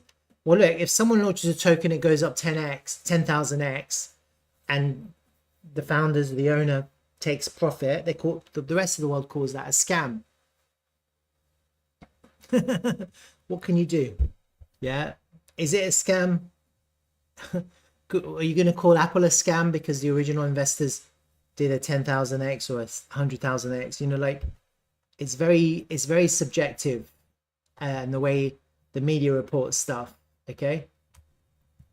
That being said, one thing you have to understand, and it's very hard to describe, you have to see it for yourself, is that when you go back to the Bitcoin bull market, so I'm going to show you on this chart, the coin market cap. Yeah. If anyone remembers, there was a big crash of Bitcoin in May. Yeah. This is 27th of April, 21. This is May. You see May, the price of X, while the whole market was crashing, HEX went up, it went up, it went up. Yeah. All the way to September the 21st. And then it kind of dipped and it went back up in December, and then it started to go down. So the point is that the price of HEX went up while the whole market was when Bitcoin was down, HEX went up. It was really crazy. It was like the only token that went up. Well, there was probably a few others, but there was the only one. So the time frame that I'm looking at or focused on is here. You see here. We go to the weekly time frame.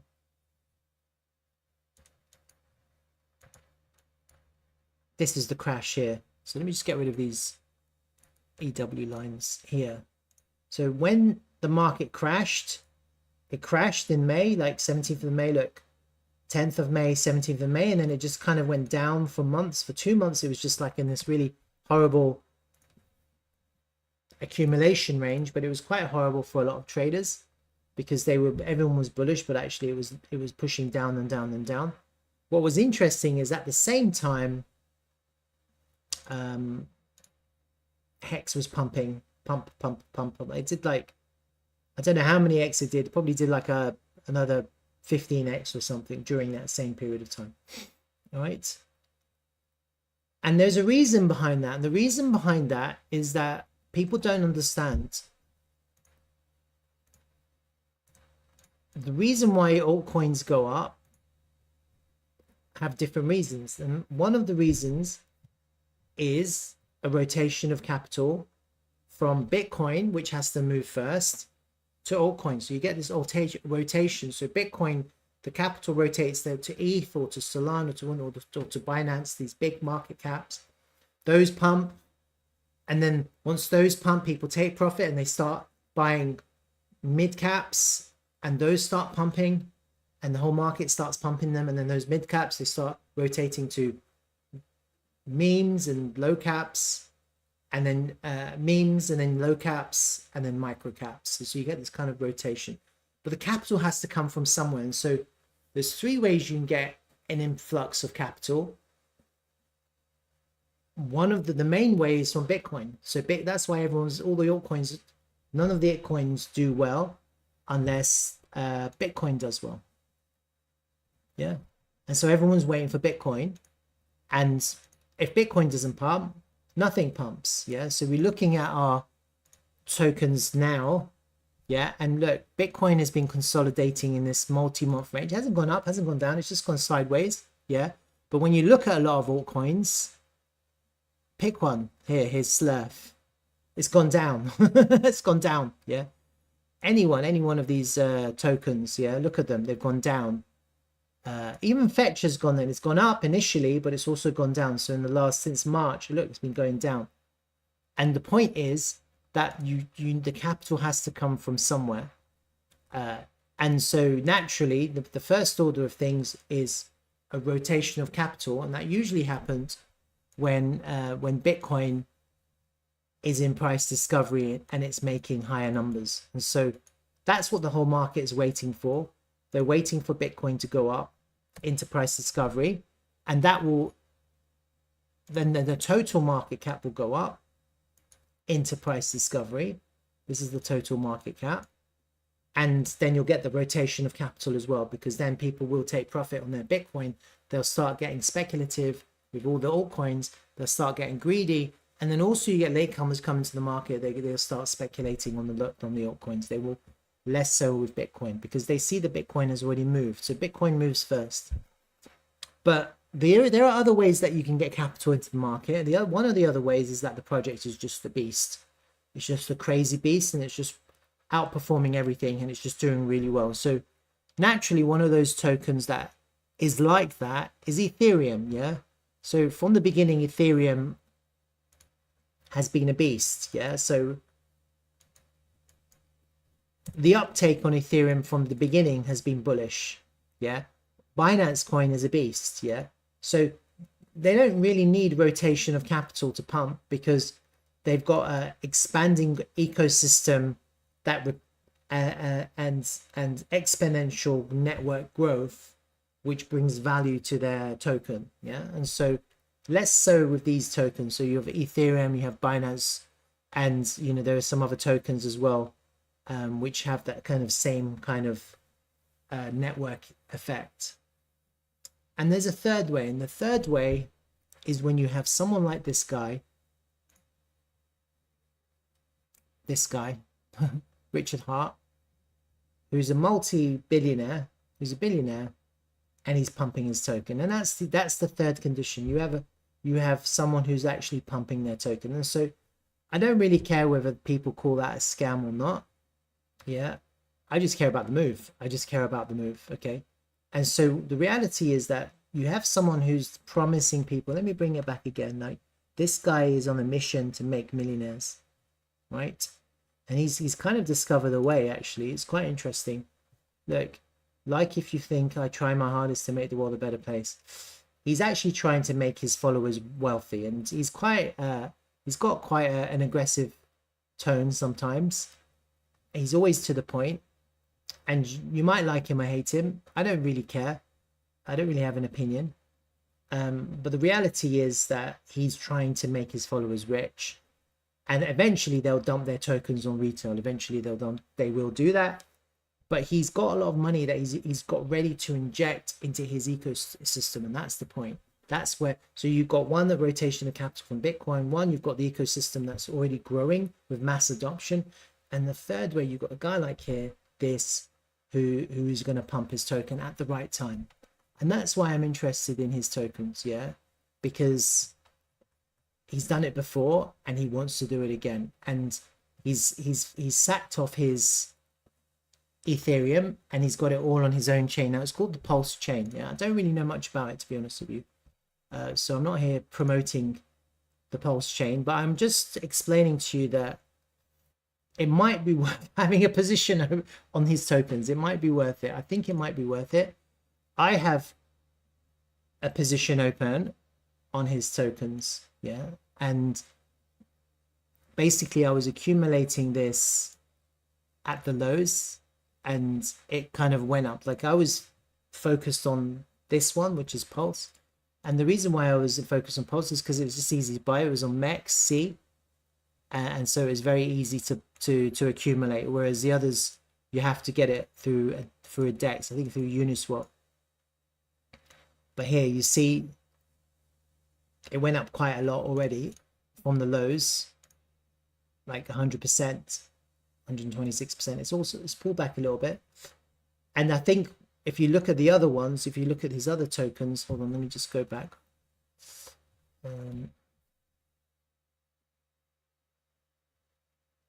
I hate DEX screeners sometimes because it's just hard to navigate.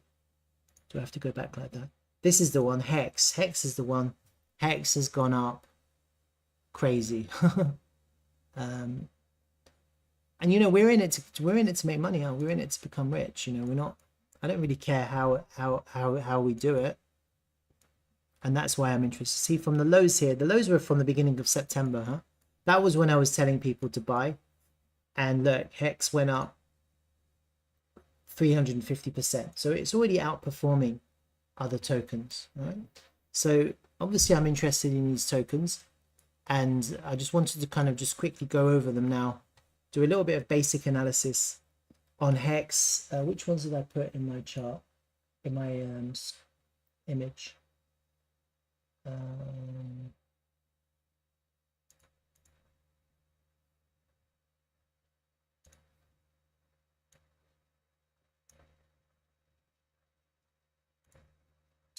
HEX DAI and PLSX. So let me just have a look at those. So that's kind of my little explanation of why.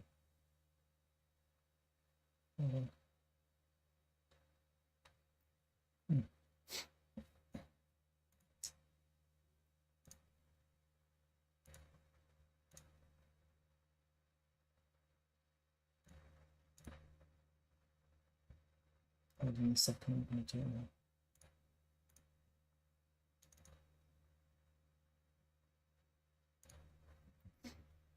So this is PulseX. So I've already kind of looked at it a little bit, and it's because it's on DEX screen, it's really rubbish to chart, isn't it? So we've had 5 waves. You see that? So we've had the first move, and this is HEX. Sorry, this is HEX. And this is the volume area. And let me just mark out some things.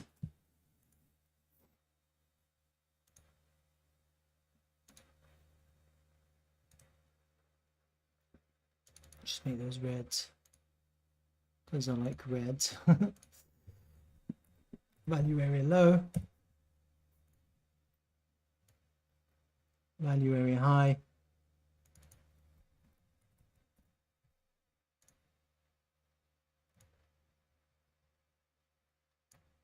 Point of control.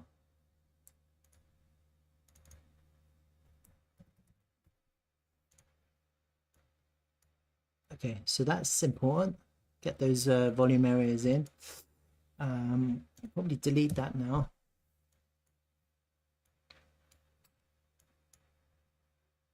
Don't know why I did this. I'm going to get rid of it.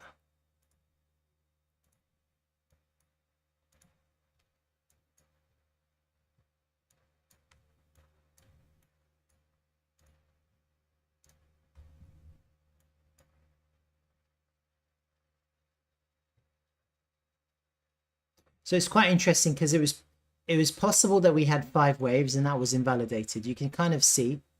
Am I using the log chart? Yeah. So you can kind of see that it was possible we had wave 1, wave 2, 3, 4, 5.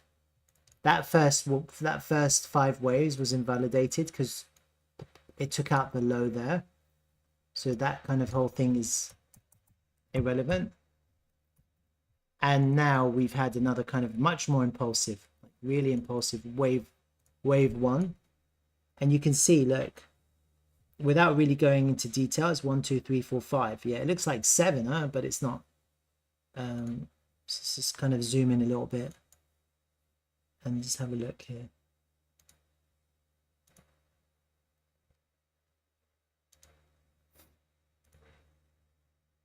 Oh, I wish it was on Trading View.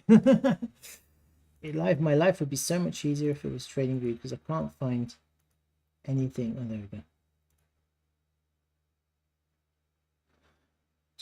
Don't really know. Maybe the 1.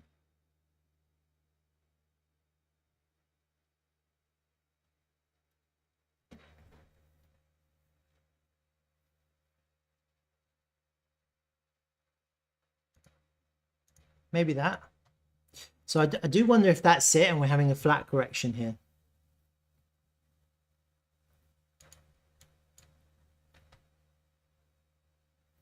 And that move from there to there was 330%. I mean, no one really expected that move, but it moved a lot more than a lot of other tokens, didn't it? This is HEX. And so let me just have a look at this consolidation range here.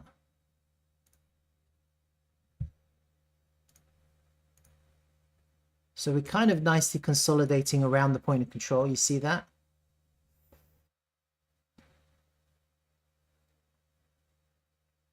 Slightly, we're underneath the point of control at the moment. It's not really acting as resistance or support. It is a little bit.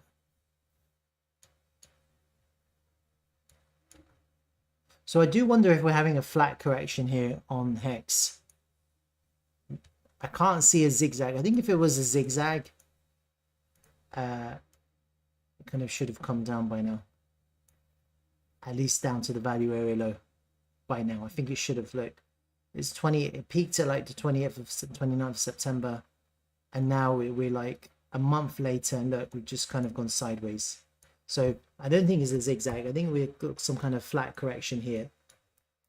And that actually is really bullish because the next move is going to take this token into price discovery, I think. When you look at this token. If that was the wave 1, I don't know how long this is going to kind of go sideways for, but the next move is going to take us probably into price discovery. And the next move is going to be the wave 3, and the wave 3 is going to be the most bullish one.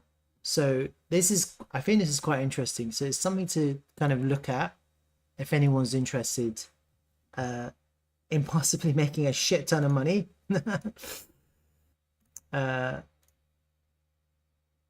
It's just something to bear in mind. There's a there's a top trend line there that hasn't been touched yet. So obviously for confirmation, if people are like hesitant, they want to see strength.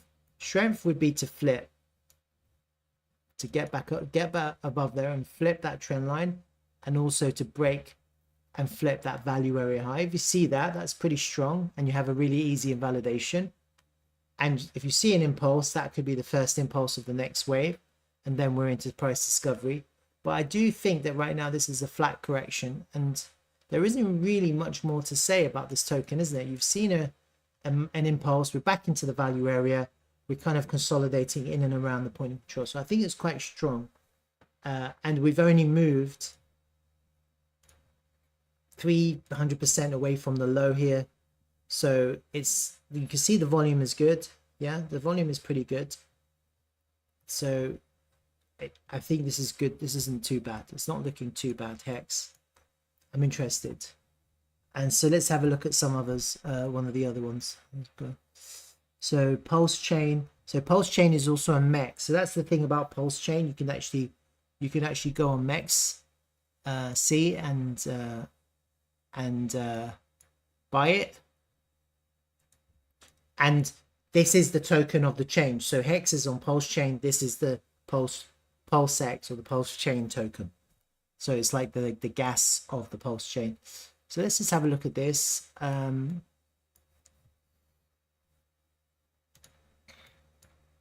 Slightly different to HEX. The point of control was in the lows. You saw that, and now it's kind of come up a bit. So there's a little bit of volume being put slightly higher up. Maybe people are taking profit. I don't know. It's slightly different, huh? Whereas HEX has already had the wave one. This looks like it's already had a move, and this could be the beginning of the wave three. Okay, so it's slightly different. Just make sure it's the log. Nope, it's always good to go to log. Let me put in my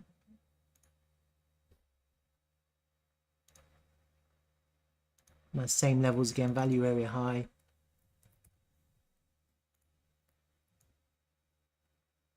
Value area low.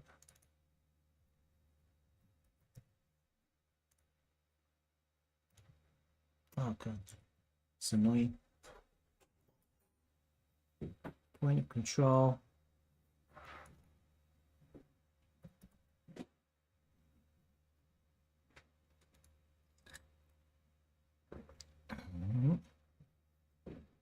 Delete that. So you see it launched, came all the way down to here.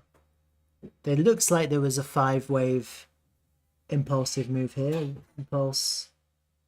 Let me try and mark it out. See, 1,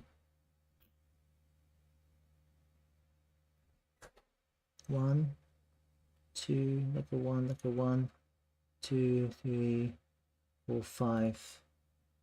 I could some kind of zigzag here. There's your first impulse. No.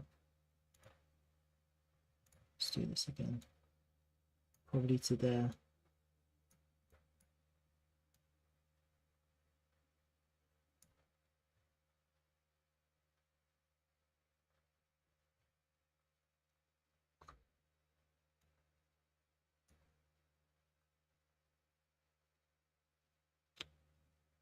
Not sure.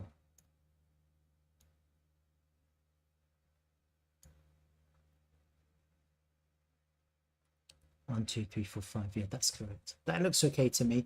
That whole thing becomes your 1. This is your 2, and then it looks like we've had the first 5 waves of the first 3. So that goes up to there. And so if this is the 3, we're expecting much higher numbers.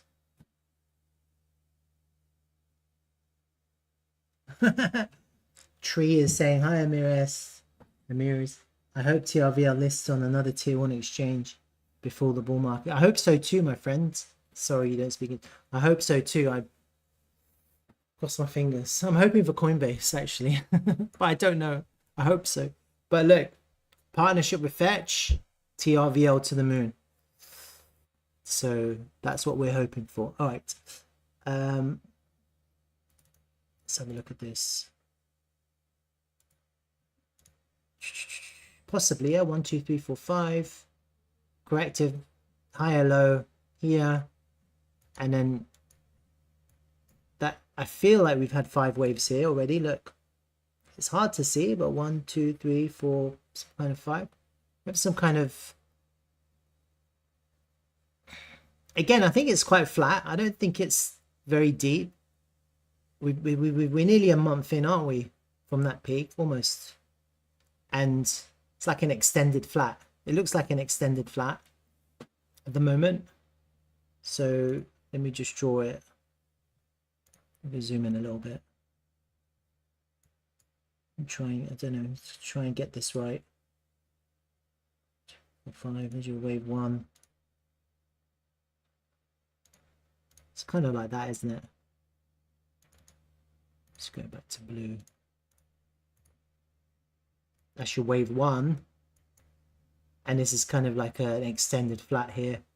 Kind of, it's a flat, but it's kind of going up, made a higher high, made a lower low, and we're still at the same place at the point of control. So I think this is the wave 1 of the next wave, which is a 3. You recapture the point of control, you're going all the way up to the value area high. This, from the low here, we're up, at the moment we're only up 100%. If you go from the absolute low,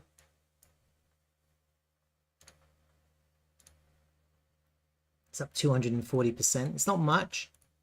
And if you are looking at a wave 3, the wave 3 is going to be an extended wave. It's going to pass the point, the pivot of the 1. That's what you're kind of looking for, probably all the way up to there, to the launch price of the token, probably. And then if you get a 4, you have to get a 4 to backtest the 1 for a 5. We'll have to see what happens. But from here to possibly where we're going to go is another 400% up. Potentially HEX is more bullish, just because the next wave will take HEX and straight into price discovery, whereas this potentially you're looking at, I mean, who knows? No one really knows how this is going to play out. But I mean, the pulse chain is the actual chain token. So let me just have a look at this volume. Let me just pull the volume up.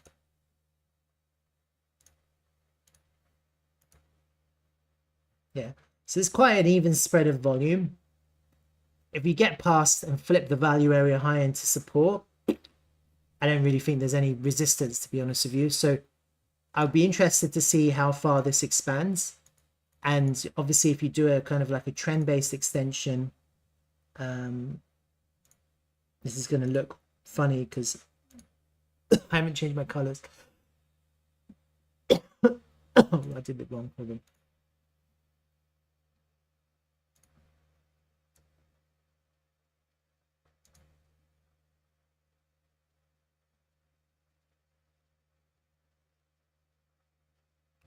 Like that. Yeah, they're like the 618, 1.618 would be like your extent of your, that would be an extended move at 1.618. And then if you do come back, you have to back test that, find support there for a 4. Otherwise, you lose the top of the 1 there, and then this becomes your 1, and you're still looking for a 3. The next one for a 3. So this says there's things to bear in mind of what could happen in the future. From where we currently are to maybe the 1.618, you're looking at a 480% increase in value. But again, it goes back to the thesis that this this token is backed by Richard Hart, and that makes me bullish. That makes me bullish on the whole ecosystem, on his whole ecosystem. So this is the guy to follow if anyone's interested on Alpha, because he knows a lot of stuff, a lot more than me. And obviously do your own research, you know, not financial advice. It's entertainment value only. We'd be interested to see if this plays out. I've got a position in this, so, you know, obviously I'm quite interested. And then the other one I wanted to have a look at, obviously, was DAI. So he's actually launched a stable coin on his ecosystem. And I think a lot of people missed the boat. Oh, fuck, what's that? A lot of people missed the boat on this, including me. The reason why is because he's launched this stable coin in June, May, end of May. And look, to the current look, it's already 72,000% increase in value. 72,000%. That's unimaginable numbers. Yeah. And it's a stable coin. And so the idea of the stable coin is it pegs at $1. That's the idea. And so, I mean, no one can predict the future really, but $1 is up here. And so from where we currently are to a peg, it's another 33,000% increase in value. 33,000% from the current place to get to a peg. That's what this is. This is a stable coin which is meant to be pegged to on his chain. So he launched it. And yeah, so it's quite interesting. It's quite interesting that it's already gone up so much in value. Amazing, eh? It's already gone up so much. It's just crazy numbers. 22,000%. Yeah. And that kind of, look, the volume isn't bad either. The volume is good volume. So that kind of gives you a little bit of idea of the potential of the Richard Hart's ecosystem. At the moment, it looks like we've done a wave 1, wave 2, wave 3, wave. This is tricky because I can't really tell.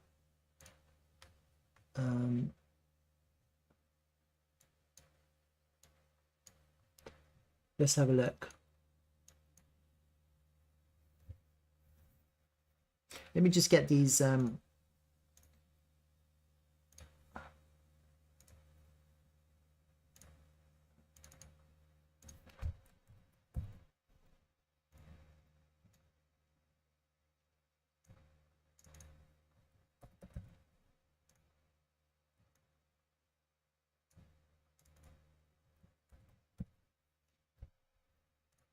Oh, that's the volume area.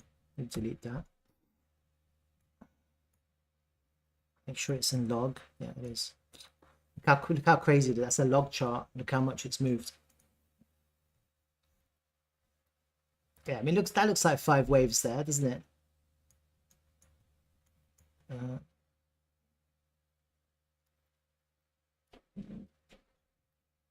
1, 3, 4, 5. So you've got your 1, 2, 3, 4, 5 there, haven't you?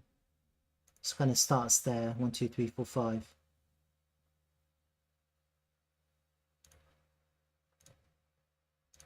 Something like that.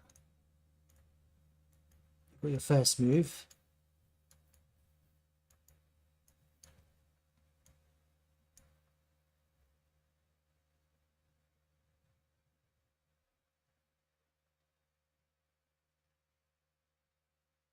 That's quite impulsive, this move here, right from this low. 1, 3, something like that. 1, 2, 3, 4, 5. Now this is the issue, yeah. So we have to see. So based on this,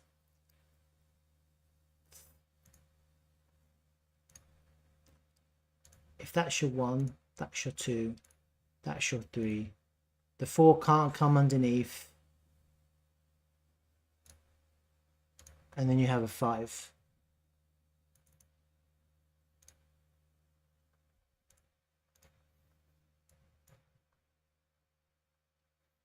So it looks like it's come underneath, doesn't it? Doesn't it? It does look like it's come underneath.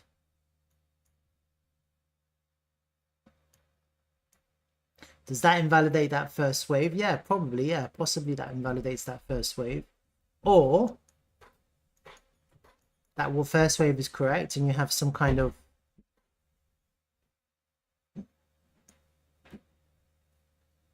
higher, like, look, this whole thing could be an ABC, a big ABC, and then we have a third wave to come, and we've already started. So there's a couple of situations that could unfold here, even though that looks like 5 waves, and it does. It really looks like 5 waves. That looks like 5 waves, and this is the most bullish one here, isn't it? 25,000%, 2,000%. Could this be some kind of ABC there? It's quite symmetrical, isn't it? ABC, it's like an ABCD pattern with an impulsive move there. Looks like it's on time as well. If I use fib time,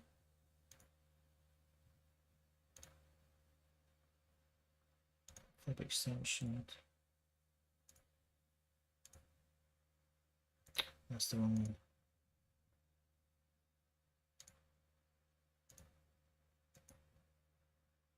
No, it's not. 1.618 thereabouts. It's food for thought. It's crazy because if that was really impulsive, just for it to be that like a higher time frame flat. Anyway, there's two thoughts at the moment that I'm having. But then look, then that means this is your first impulse from this pivot. Possibly, yeah, possibly. So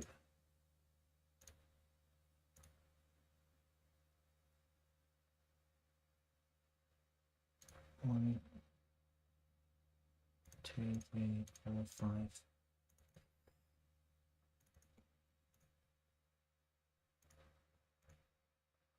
Like a corrective move there.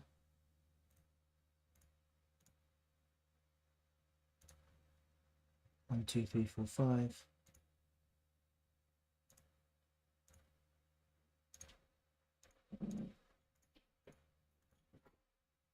A corrective move here, another kind of like an ABC type move.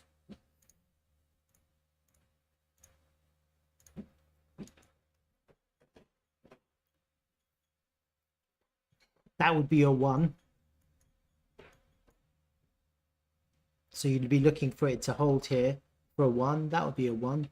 Take you above the value area high. Yeah. And then looking for another corrective move, ABC, to get you into the 3. The 3 would take us into price discovery here. Anyway, I'm quite interested in all of these. Yeah. So these are the 3s that I'm charting today.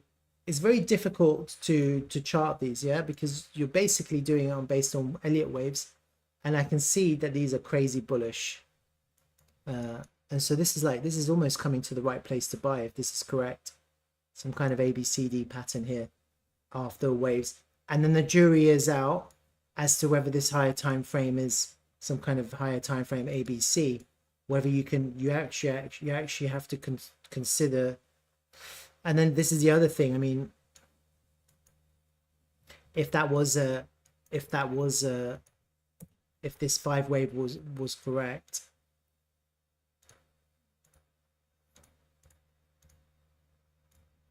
what is it? Let's bring up to there. Then this is still correcting potentially. Could that still be correcting? Could this whole thing be corrective? But then it doesn't. The rules mean that it shouldn't come underneath the top of the 1, which is where the first 5 ended. But I mean, maybe it's like that.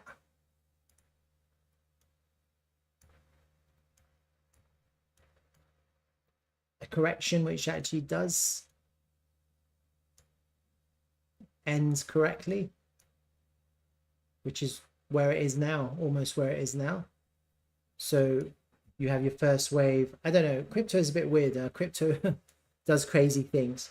But you see, what's interesting is it came under and it came right back up. And now we're kind of back above where we need to be if the next wave was to begin. So I'm also possibly thinking that this whole thing is still corrective. and we're kind of doing something like this. I'm not sure what. So there's two thoughts on my mind. As long as the correction ends in the correct place, I mean, it's not meant to come underneath, but sometimes, you know, you do get wicks and, you know, you have to see where the correction ends. That's important. So if you get the correction to end here, maybe actually this is the final wave. It'll be a mega wave, potentially, or maybe not. Maybe it's just going to be a shitty wave. It's hard to tell. But in terms of the wave 3 not being the shortest, we're technically not going to be able to get to $1. Are we? If this is the if this is the fifth wave, because $1 is all the way up here. So how do you get to $1 if this, because the wave 3 can't be the smallest, and at the moment it looks like wave 3 is the smallest, isn't it, if this is correct? So you also have to bear that in mind. Okay, so let me just kind of contemplate that idea.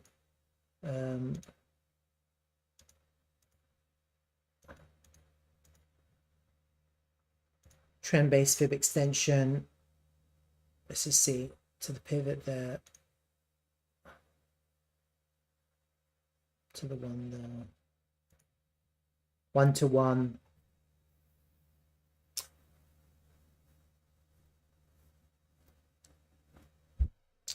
What have I done wrong? Log. That's one.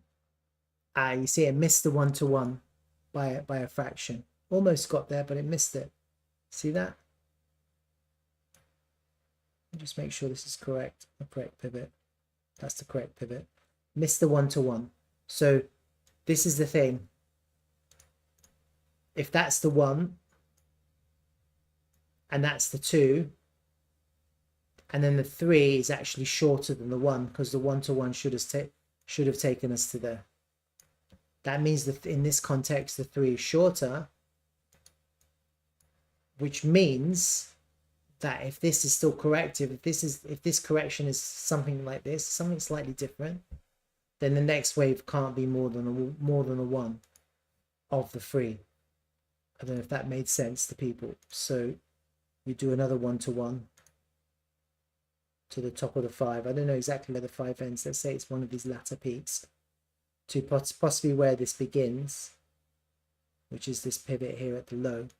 You're not going higher than 0.033, less than the 1-to-1 on this move, and from this pivot here, or from where we are now to there, is only another, I mean, it's still a lot, it's 1,000%, but that would be the extent of the next move, because this isn't corrective. This is the corrective move. Oh, sorry, I've done that wrong. So from, let's say we start from here. So actually, let me just do this wrong. Let's say we're still correcting. Let's say we start from here. This is where it has to start from, because this is the top of the 1. Then you're going to the maximum 0.078. Maximum up to there, which is it's still 2,400%. So there's still gains to be had in every case. It's just it's quite difficult to know how we're going to get to $1. And I think actually potentially you have to kind of ignore this, which I don't think you can, because it was clearly 5 waves and it was clearly the most impulsive. How do you ignore that? I don't think you can. And then it comes down here, and this was an impulsive wave. So you'd say that's the wave 3. But then the price coming underneath the top of here invalidates this as the wave 3, or it invalidates this as the wave 1. You know?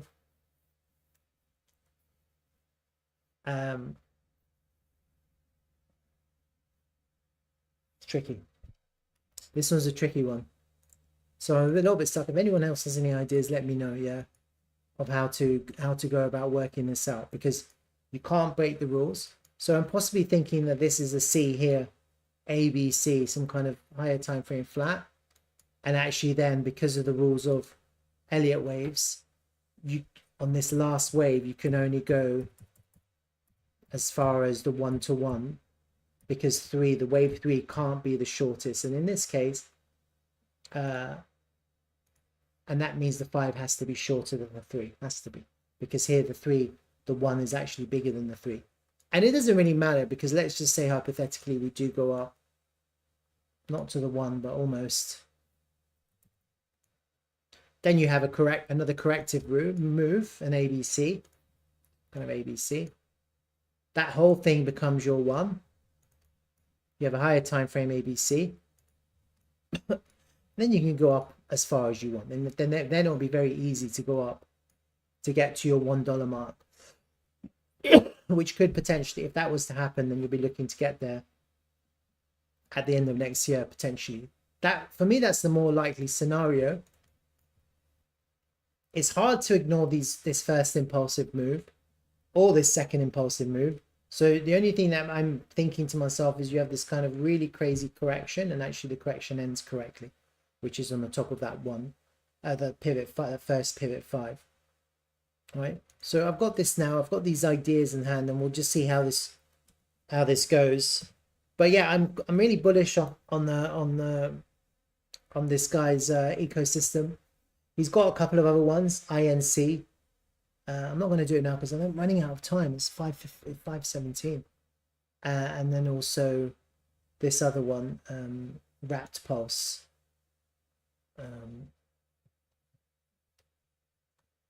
I think HEX and this stable coin are probably the most bullish ones. But you also have to bear in mind that PLSX is the chain. Yeah. So I don't know. I mean, if his chain does well, and other projects and liquidity comes onto his chain, then that will explode his chain. Yeah, it explodes his chain. All right. I know a few people wanted me to do some stuff. I can see in the chat. NB wants me to have a look at Jasmine. Altcoin Dreaming asked me to have a look at Carve and GPU. So God, I can't say no, but I really have to go. I have to go in like 10 minutes. Let me have a look at Jasmine quickly, because I've had a look at it before. So I can quickly compare notes. If I can find it on my list. Oh, none of this makes sense. Just get rid of it. I got volume levels. I've got these, and I've got the higher time frame levels. All right, so that's fine. I've got some previous data. Got the all-time high, all-time low. This is a perpetual contract on Binance. Obviously, it's not carrying all the data, as you can see. Let me just hide this now. We've got the fibs. Got next launch price.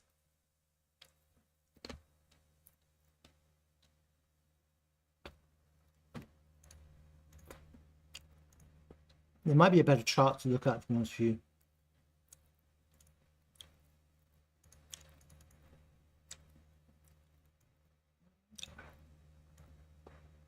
Let me just have a look and see if there's a better chart, to be honest with you. I just want to see.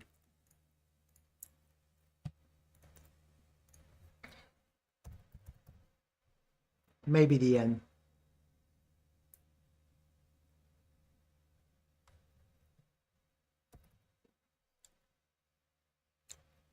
No.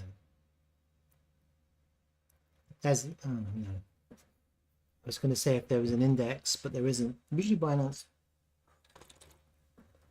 has an index.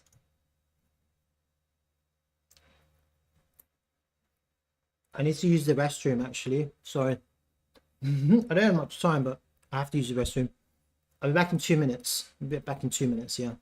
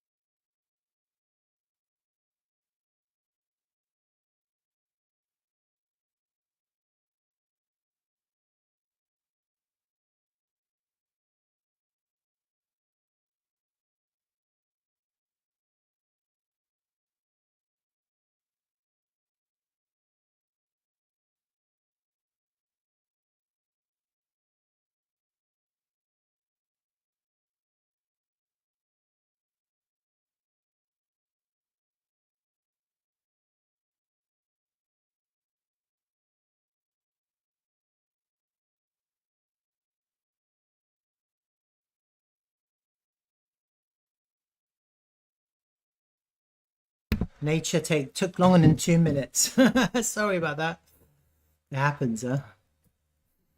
All right.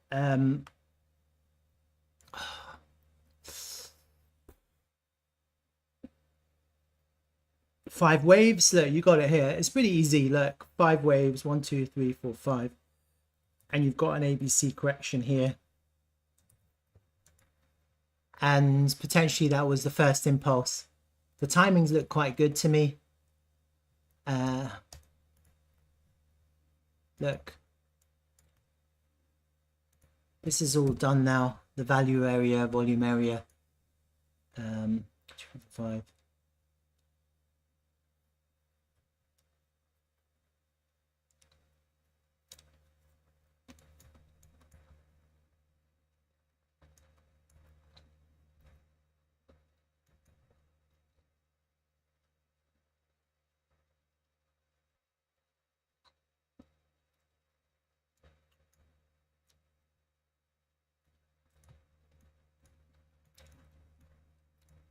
You know, technically this is we've had the wave, this is the wave 3. Let me see why.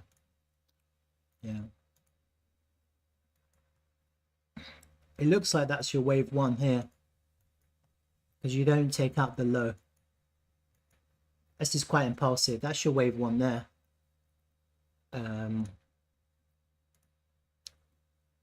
2, 3, 4, 5. You've got like a 5 wave there. And you've got this kind of long correction. Some kind of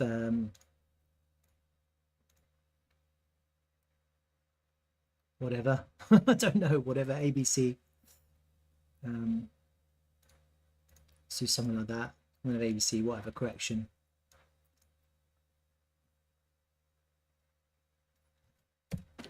And then you've got another wave here.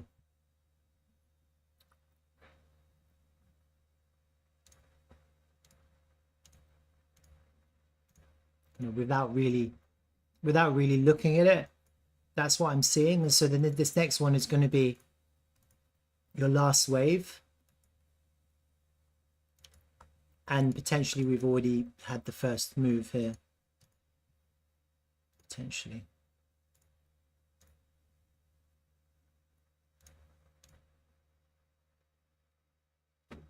Or maybe not, or maybe yes. I don't know, it's hard to tell.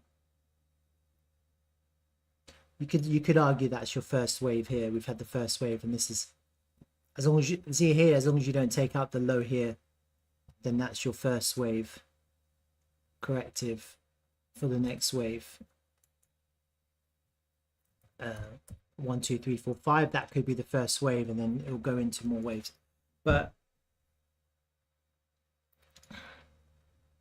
so without really going into much depth, maybe like that. 1, 2, 3, 4, 5.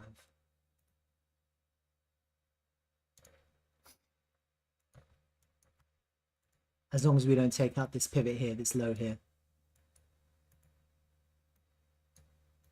That's kind of what I'm seeing.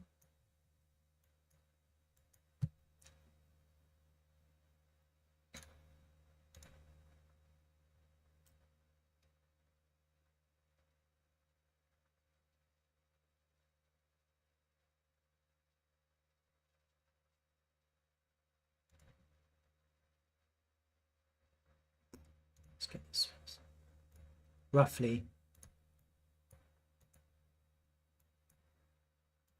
It's hard to know like how much you're going to expand, because you go into the all-time to make this is the thing. I don't know, I really don't know, because look at the all-time high, it's all the way up there, and I don't like, you've had a really nice 3 wave, you've had a shorter 1 wave. Could this go 1-to-1? The problem is, like, honestly, the problem with Jasmine is this, because I think I've looked at this before.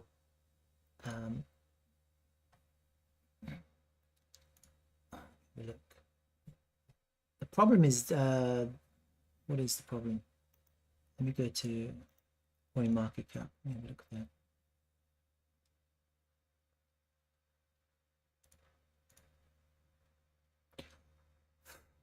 This is the problem. The problem is, look where the price was, $1.8. And then look at that drop off. Look at that drop. June 21, look at that, it dropped. I just don't see us going back up to 1.7, $1.2 to $4. I don't see that. I can't see that happening in this bull market. Yeah.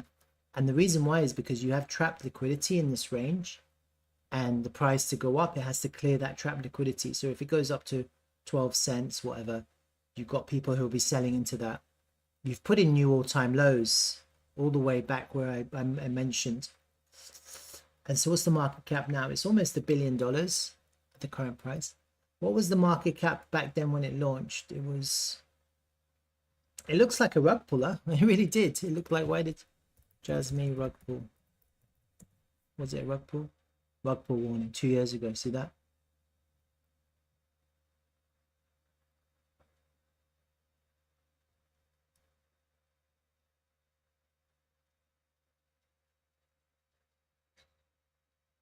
They're saying it's not 4 months ago, but like honestly, if you bought this token at $1.3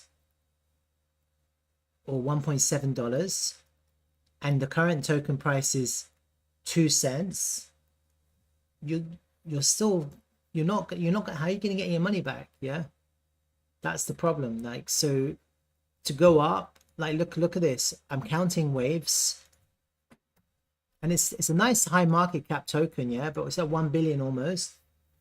I don't really see it going up more than 10 billion max. I don't see that, because it's not like it's an old token for one. There's a lot of competition in the market now. The circumstances are different. And I think if you do like from here, you do like 300-400%, it goes up to $4 billion or $5 billion. That's it. I don't really see it being more bullish than that in this wave. And this is your wave one. This whole thing becomes your wave one. Then you're looking for another corrective move, ABC, and then you'll be looking for the wave three, and that will take you to higher prices. And so we're still away from that potential future. And the biggest problem is because you don't have the data. I don't have the data. I can't see it. But looking at the price history, I can see that there's trapped liquidity up here all the way up to 2.27 cents, all the way up to 27 cents. A lot of trapped liquidity. A lot of people bought and got trapped. As it was coming down, they were bullish and they got trapped. So that needs to be cleared. You see this peak here, this only came to that peak there, and it got stopped. Yeah, it's got as high as that peak. There's no reason why this can't go to the next peak and stop, like 78 cents. Where's the next one? Yeah, like somewhere there. Maybe it'll get stopped at the MEXC launch price. Yeah, that's kind of what I'm imagining. I'm not like imagining crazy price action, but maybe, you know, you never know. Like, it's already gone up 1,000% from the lows here. I definitely think there's better tokens, yeah. And the other big problem with these tokens is because you've had such a massive drop off, the actual higher time frame momentum is probably still on the way down, yeah, because this is the log chart. If you look at the normal chart, the momentum is really, you can't see it, but it's pulling the price down. So I kind of think you're looking for a wave 5, maybe, no one really knows, and then bear market correction all the way down to the bottom again. That, for me, that would make more sense. Bear market correction, let's go all the way right back down to the bottom. Test that value area low in the bear market, in the next bear market. That's kind of what I'm imagining right now. So I think there are better tokens, all right? What time is it? It's 5:53. I'm going to go, all right? So I'm happy to have a look at it, but I really do think there's better tokens. If you're trapped, then try and at the next pump, take your profit or just get out at break even, but just don't hold for higher, because you're looking for another 5 waves, and I think that would be it for this token, and then you're looking for a big correction. Does that make sense? And it's a shame that it didn't put a low here, a lower low here. It's a shame it didn't take out the low. If it would have taken out the low, then this next one would be your 3. Instead, it's going to end up being your 5. That was a 200% move. That's why this was so big. This was like a 1,400%, because it was the wave 3. Yeah, that's why. So you had the small wave 1, and then you had the nice big wave 3. And then will you have a bigger wave 5? It is possible you have a bigger wave 5. Extended would be 1.618. So extended in this context would be up to $1.4. But I just can't see it, because you're going up 7,000%. I just don't see it. Not in the context of all the trap liquidity. If it was price discovery, yeah, possibly. But I don't see it. Sorry. I would say like 618.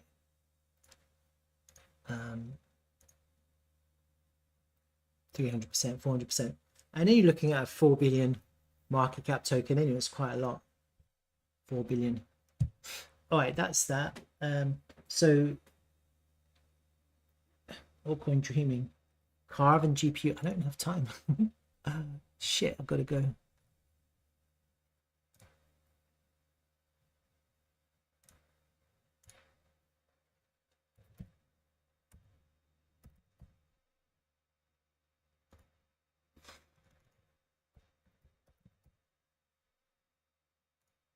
Just quickly look at these. It's just launch, impulse, correction, impulse. It's quite good, huh? Is that it? No AI? I think GPU is quite an old token though, so let's have a look. No AI, they've renamed it. Or maybe not. Maybe it's called No AI. No, it's not new. I mean, it's not old. It's new.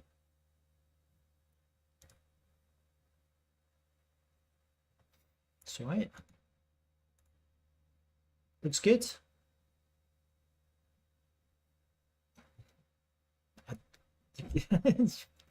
I have to put it on my list. So I could carve. The fuck?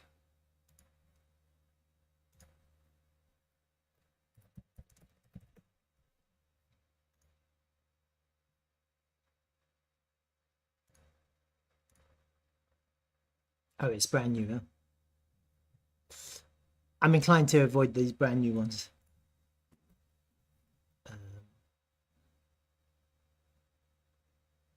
It could go up, it could go down. Just don't know. Can't tell. Don't know who's buying, don't know who's selling, don't know anything about the token. There's literally no history. It's a gamble. So you gamble, chuck $100 at it and see what happens. It's already quite a high market cap. I honestly would avoid this personally, just because it's quite a high market cap. I don't really see it going up before it goes. It really has to go down before it goes up, because it's just launched into a high market cap. You've got a lot of volume, but they have. I want to see them take profit, so I want to see that. Yeah, that's a gamble. High market cap gamble. I'd rather gamble on meme coins, no market cap meme coins personally. And then if you're looking at high prices, it's 1 billion already. I mean, how far do you want to go? Like 2x, 5x? How many billions do you want to go? I don't know. This looks better. GPU looks better. That's a 72 million market cap. This is much better, isn't it? Much better.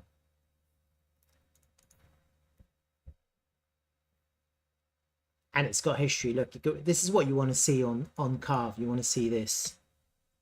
You want to see profit take, pump, then accumulation. Maybe for the first breakout. And it's obviously holding the point of control. So I prefer this actually. And also I can foresee a 10x. I know 24-hour 400 million USD volume the other day. Yeah, I get you, but Slurf also did like 1.2 billion on day one. And look at it. It, you know, doesn't really mean anything. You kind of just want to see it correct. You want to see the market shake out everyone out, and then you want to see it pump. I'm not, and that's the thing. It's a gamble. It could go up. It could do like Not did. So Not, I'm bullish on Not, but Not pumped, didn't it? But it first dumped when Not launched.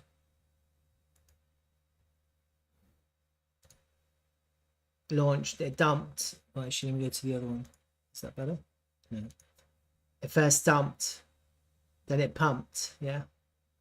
And then this is the proper correction. This is kind of what most people look for, a nice long correction, deep correction, and then catch the wave 3. I just think with that one, it's a gamble. Just because there's no history, and it's just like you could buy and it could dump like crazy. Whatever it is. You could buy there. And then they lose the point of control, lose the value area. There's no history, so you don't really know. And actually, technically, you want to catch this daily level. That's like the first area of interest, isn't it? This daily level.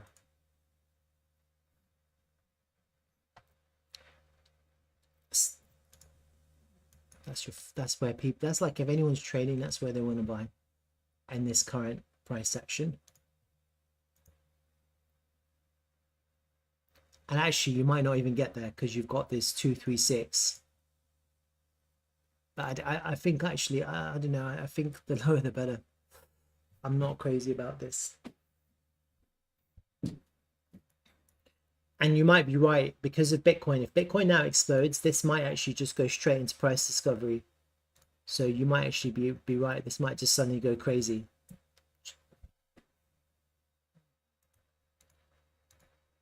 Right, I'm definitely going to have to go after this.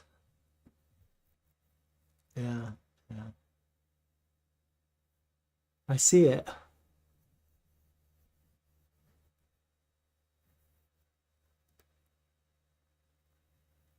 Well, I don't think that's bullish if it's taken out the launch day highs. I think that's actually bearish. Because you've had a swing failure on the launch day highs. And I can see that the volume was, someone took profit.